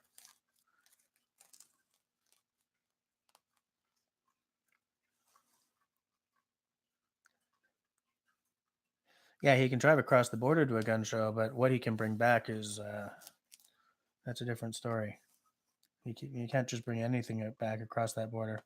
I think so long as it's not an actual firearm, you're okay. Like, but or magazines. Magazines are highly restricted. Not in the way that we use restricted when dealing with gun. Magazines can be a problem.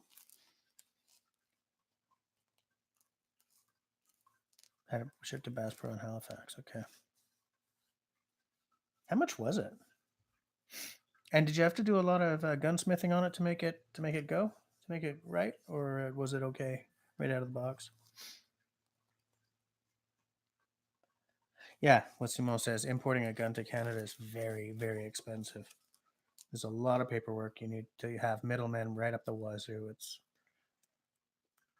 It's atrocious, to be honest with you. It's atrocious. But I don't tend to do a lot of gun importation, so it's not that big a deal for me. So let me close some of these windows because I am like, whew, just I'm getting lost and I can't find you guys.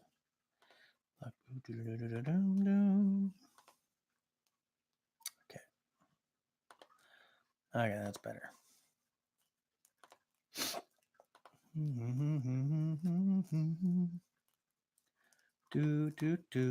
There we go. Yeah, you could probably pick up some stripper clips at a gun show. What I would like.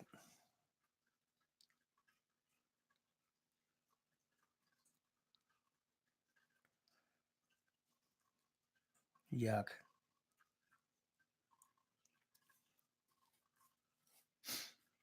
Zach, that sounded well. Yeah, I wonder why they caked it in grease. I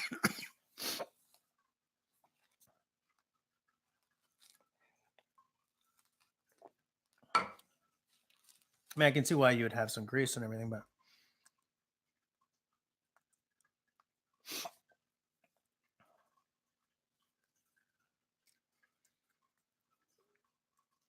yeah, Simo, do you think that?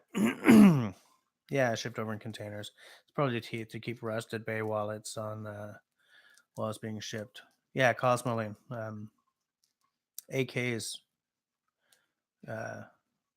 when shipped new are coated in Cosmoline as well.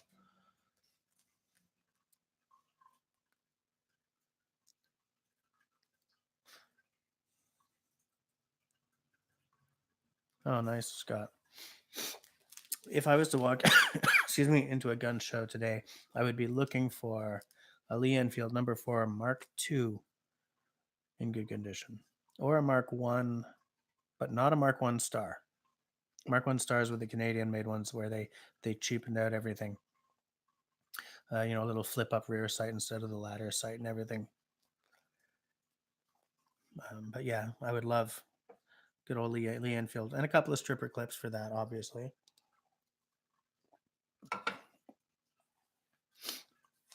Lee Enfield being unique in that you can actually load it up with 10 rounds in Canada.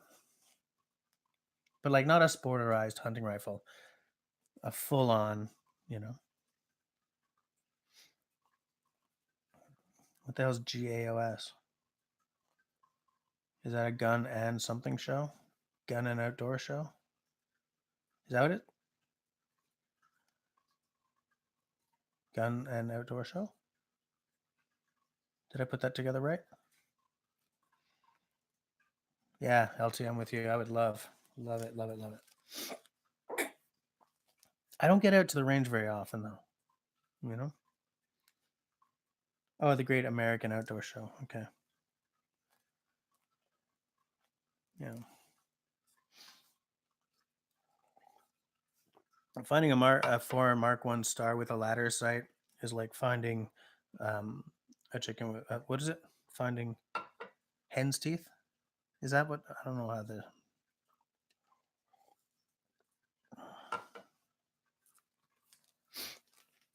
But anyway.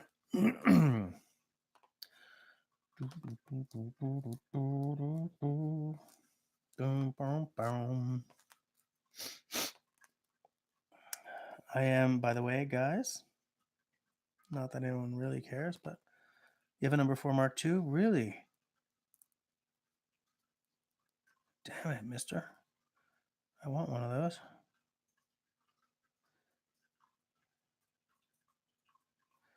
I am, by the way, 96% of the way to being remonetized.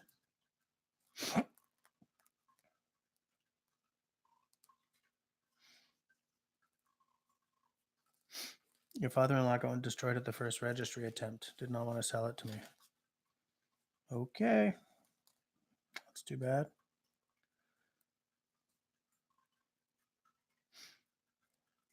Well, if they're still in Canadian Forces custody, then who cares? It means I'm not buying one anyway. But I mean, there's a lot of, they really cheapened out. They just where the triggers hung and everything on the number 1 star, because the reason they I don't want to say cheapened out, they simplified the production process because they needed to be getting rifles out the door because war. The Mark II, they went back to, it's just like a lot of the stuff on it is better,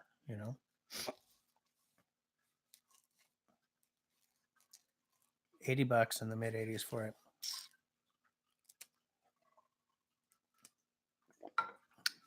Yeah, I would love one. I'm not really spending a lot of money on guns right now, though. I have other things to buy. I want to, like, as you guys know, I'm going to get a new computer for editing because this is just choking on everything. Yeah, the Mark II was post-war. In fact, if I'm not mistaken, did it go to Korea? Whatever. It don't matter. I just I like the features on it, So yeah, I'm not spending money on guns this year.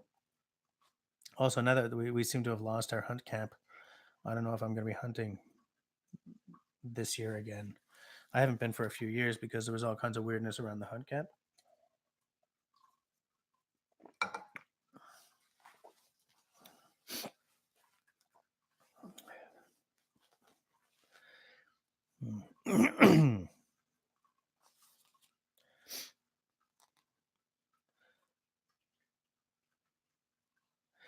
I know, Serge, but it's a milestone. Getting monetized. I don't care about getting monetized in terms of making money off of ad revenue because there's no money there. But the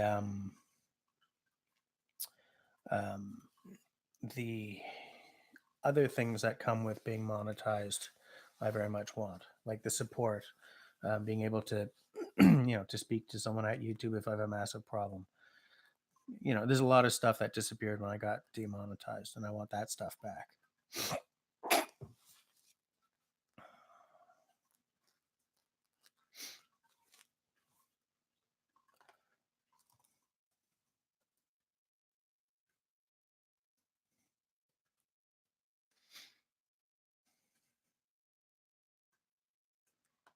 I'm pretty sure that that they were still using some Lee Enfields in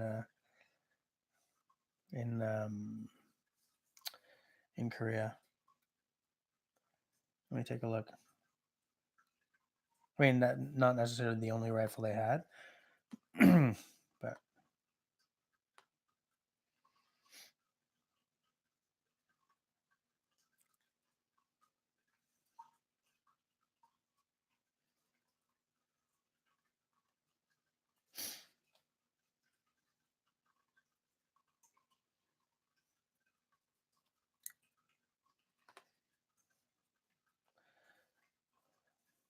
List of Korean War weapons.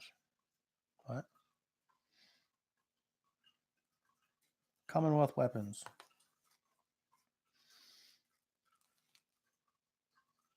The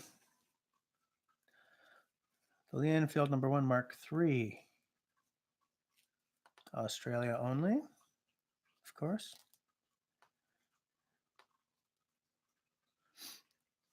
I do love that Lee Enfield. Mark anything.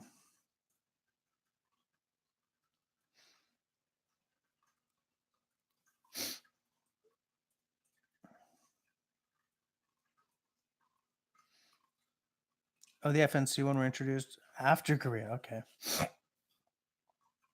Interesting.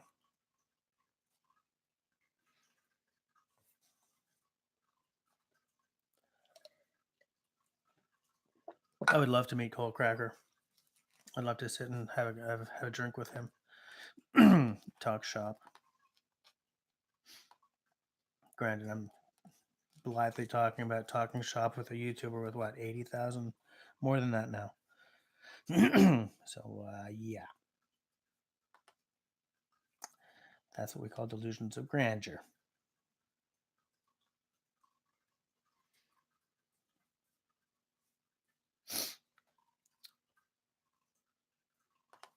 Just sort of closing a couple of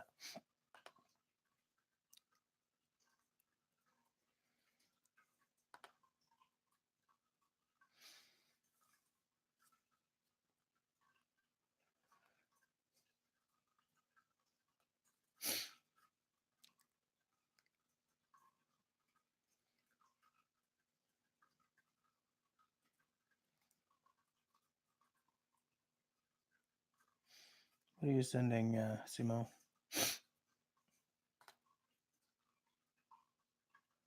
Oh, 56K? Really, man, he deserves more than that.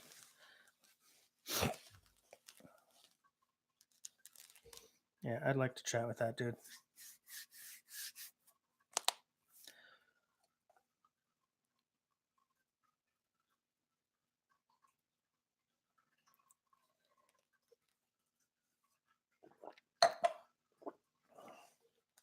Demonetized, retracted. Yeah, that would make a good t-shirt. Where is the Great American Outdoor Show? Is that near you guys? Is that like in Pennsylvania or something?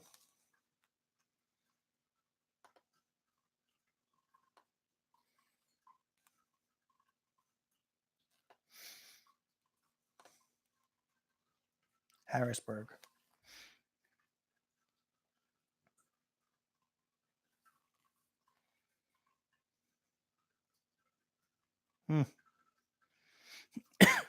The Princess Pat's. Nice.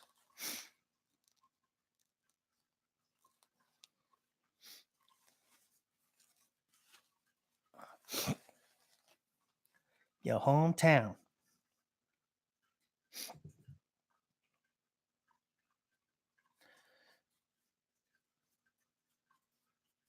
Is Harrisburg the capital? Okay.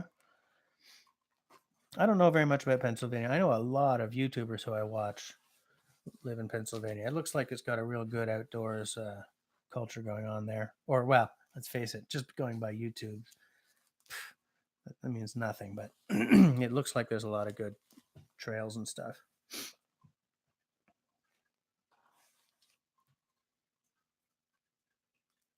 Huh. I did not realize that that Canada was the first NATO country to adopt that FN, what we call the C1.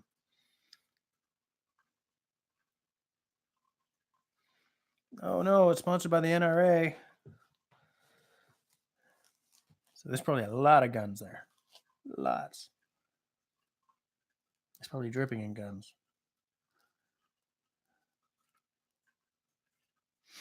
Part of me would like to get a Ross rifle.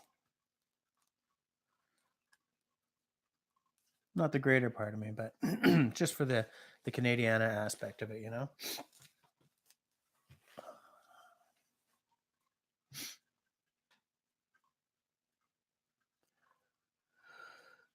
Oh. I'm getting tired, guys. There's only 5 minutes left. And then I'm going to go right the hell to bed.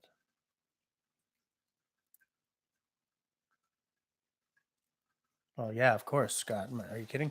Canadian Outfitters are probably trying to get people to come up for hunting trips and stuff. Right, the L1.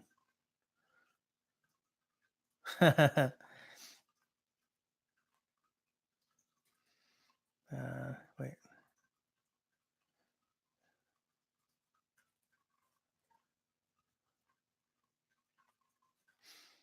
You carried the C1, the C7, and this the C7A1.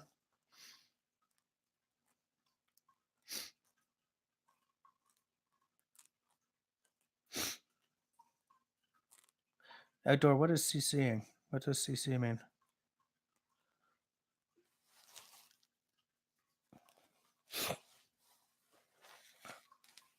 I remember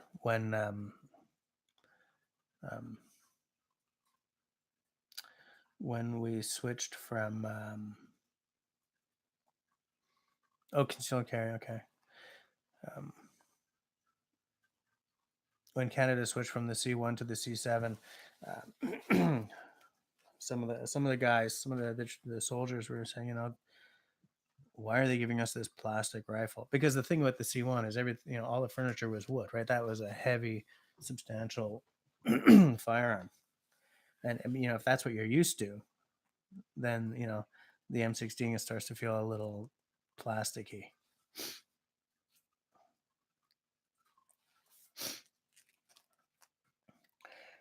Yeah, outdoor, I have never concealed carry in my life, and chances of me ever doing it are slim to none.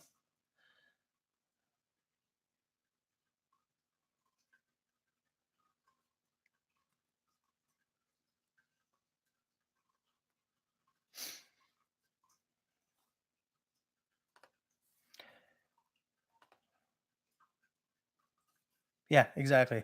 A lot of the guys were saying that felt that the C7s were toys.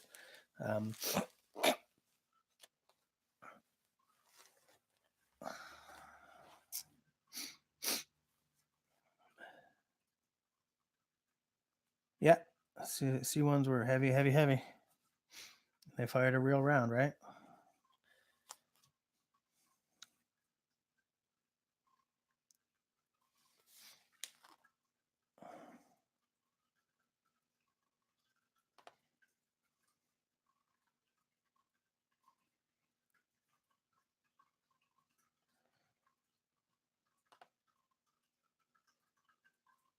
With the ACAN sight, yeah.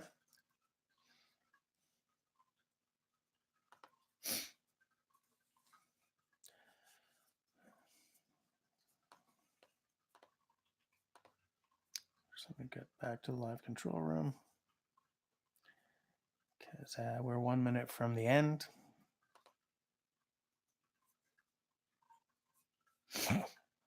Yeah, we don't have a Second Amendment up here outdoor. Up here, owning a gun is like owning a car. It's a privilege, not a right. I don't necessarily want the right to bear arms. Like everyone I know with firearms had to do a course and take a federal exam to get it, and some of them still do stupid things. So if we had the right to have our guns, people would just be even dumber.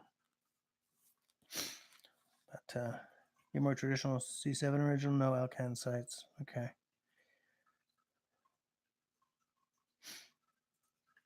I've never looked through an Alcan sight. I don't know if they're any good.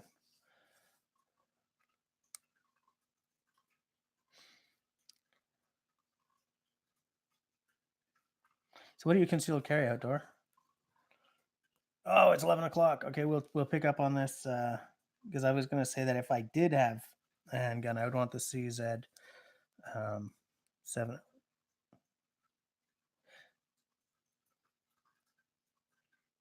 Right. We'll pick that up later. Okay, it's 11 o'clock. So thanks for hanging out with me. I'll see all you guys next Tuesday at 9 o'clock Montreal/New York time. Have a fabulous week. Get into the forest. If you get some new gear, I want to know about it. Thanks a lot. See you guys later.